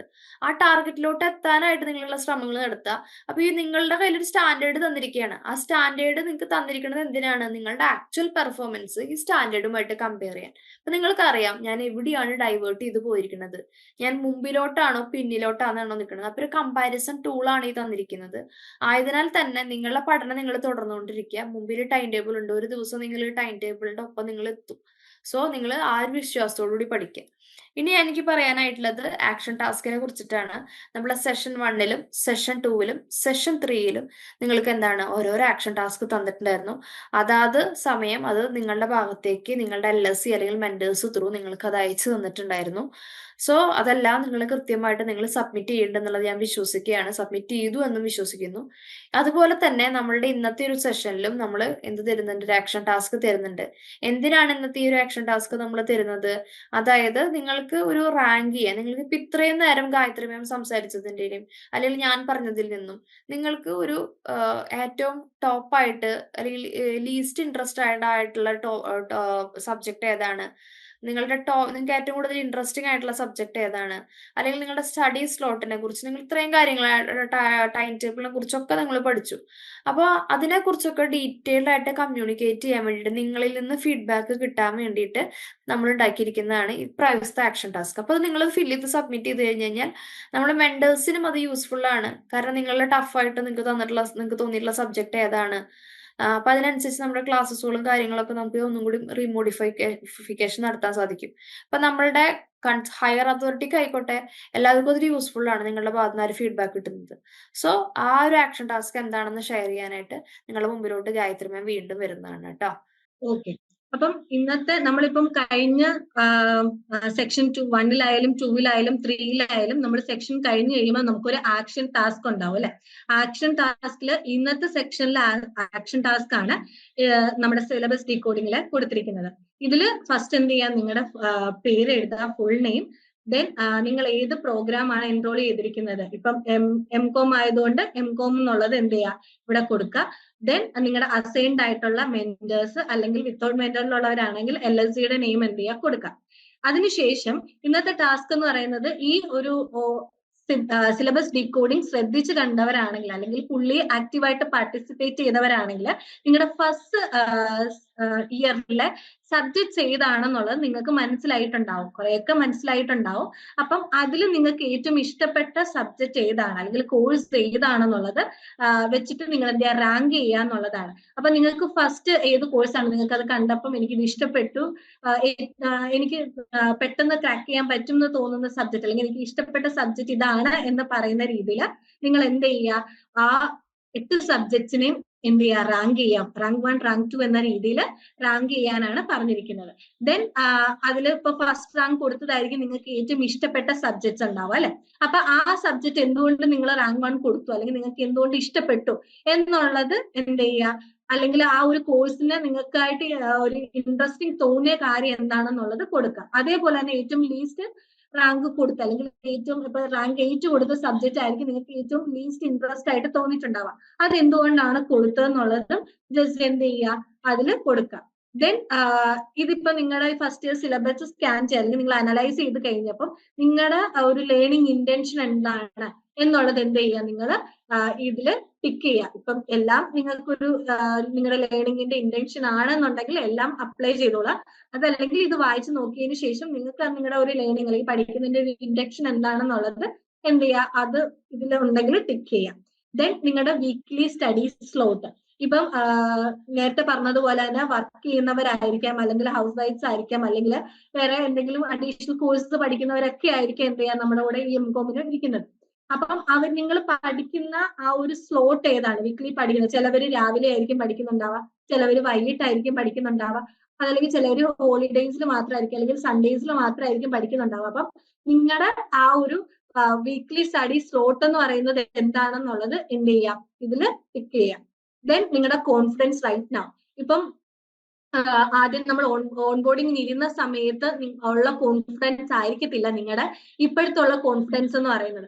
നിങ്ങൾ ഓൺബോർഡിങ് ചെയ്ത സമയത്ത് നിങ്ങളെ കൊണ്ട് പറ്റുമോ അല്ലെങ്കിൽ എന്നെ കൊണ്ട് ഇത് കംപ്ലീറ്റ് ചെയ്യാൻ പറ്റുമോ എന്നുള്ളത് പല എന്താണ് ടെൻഷനും കാര്യങ്ങളും നിങ്ങൾക്ക് ഉണ്ടായിരിക്കും. പക്ഷെ നിങ്ങൾ വൺസ് നിങ്ങൾ എനിക്കറിയാം നിങ്ങൾ മിക്കവരും എന്താണ് പഠിച്ചു തുടങ്ങി ഒരുവിധം കംപ്ലീറ്റ് ഫസ്റ്റ് ബ്ലോക്ക് ഒക്കെ കംപ്ലീറ്റ് ആയവരാണ്.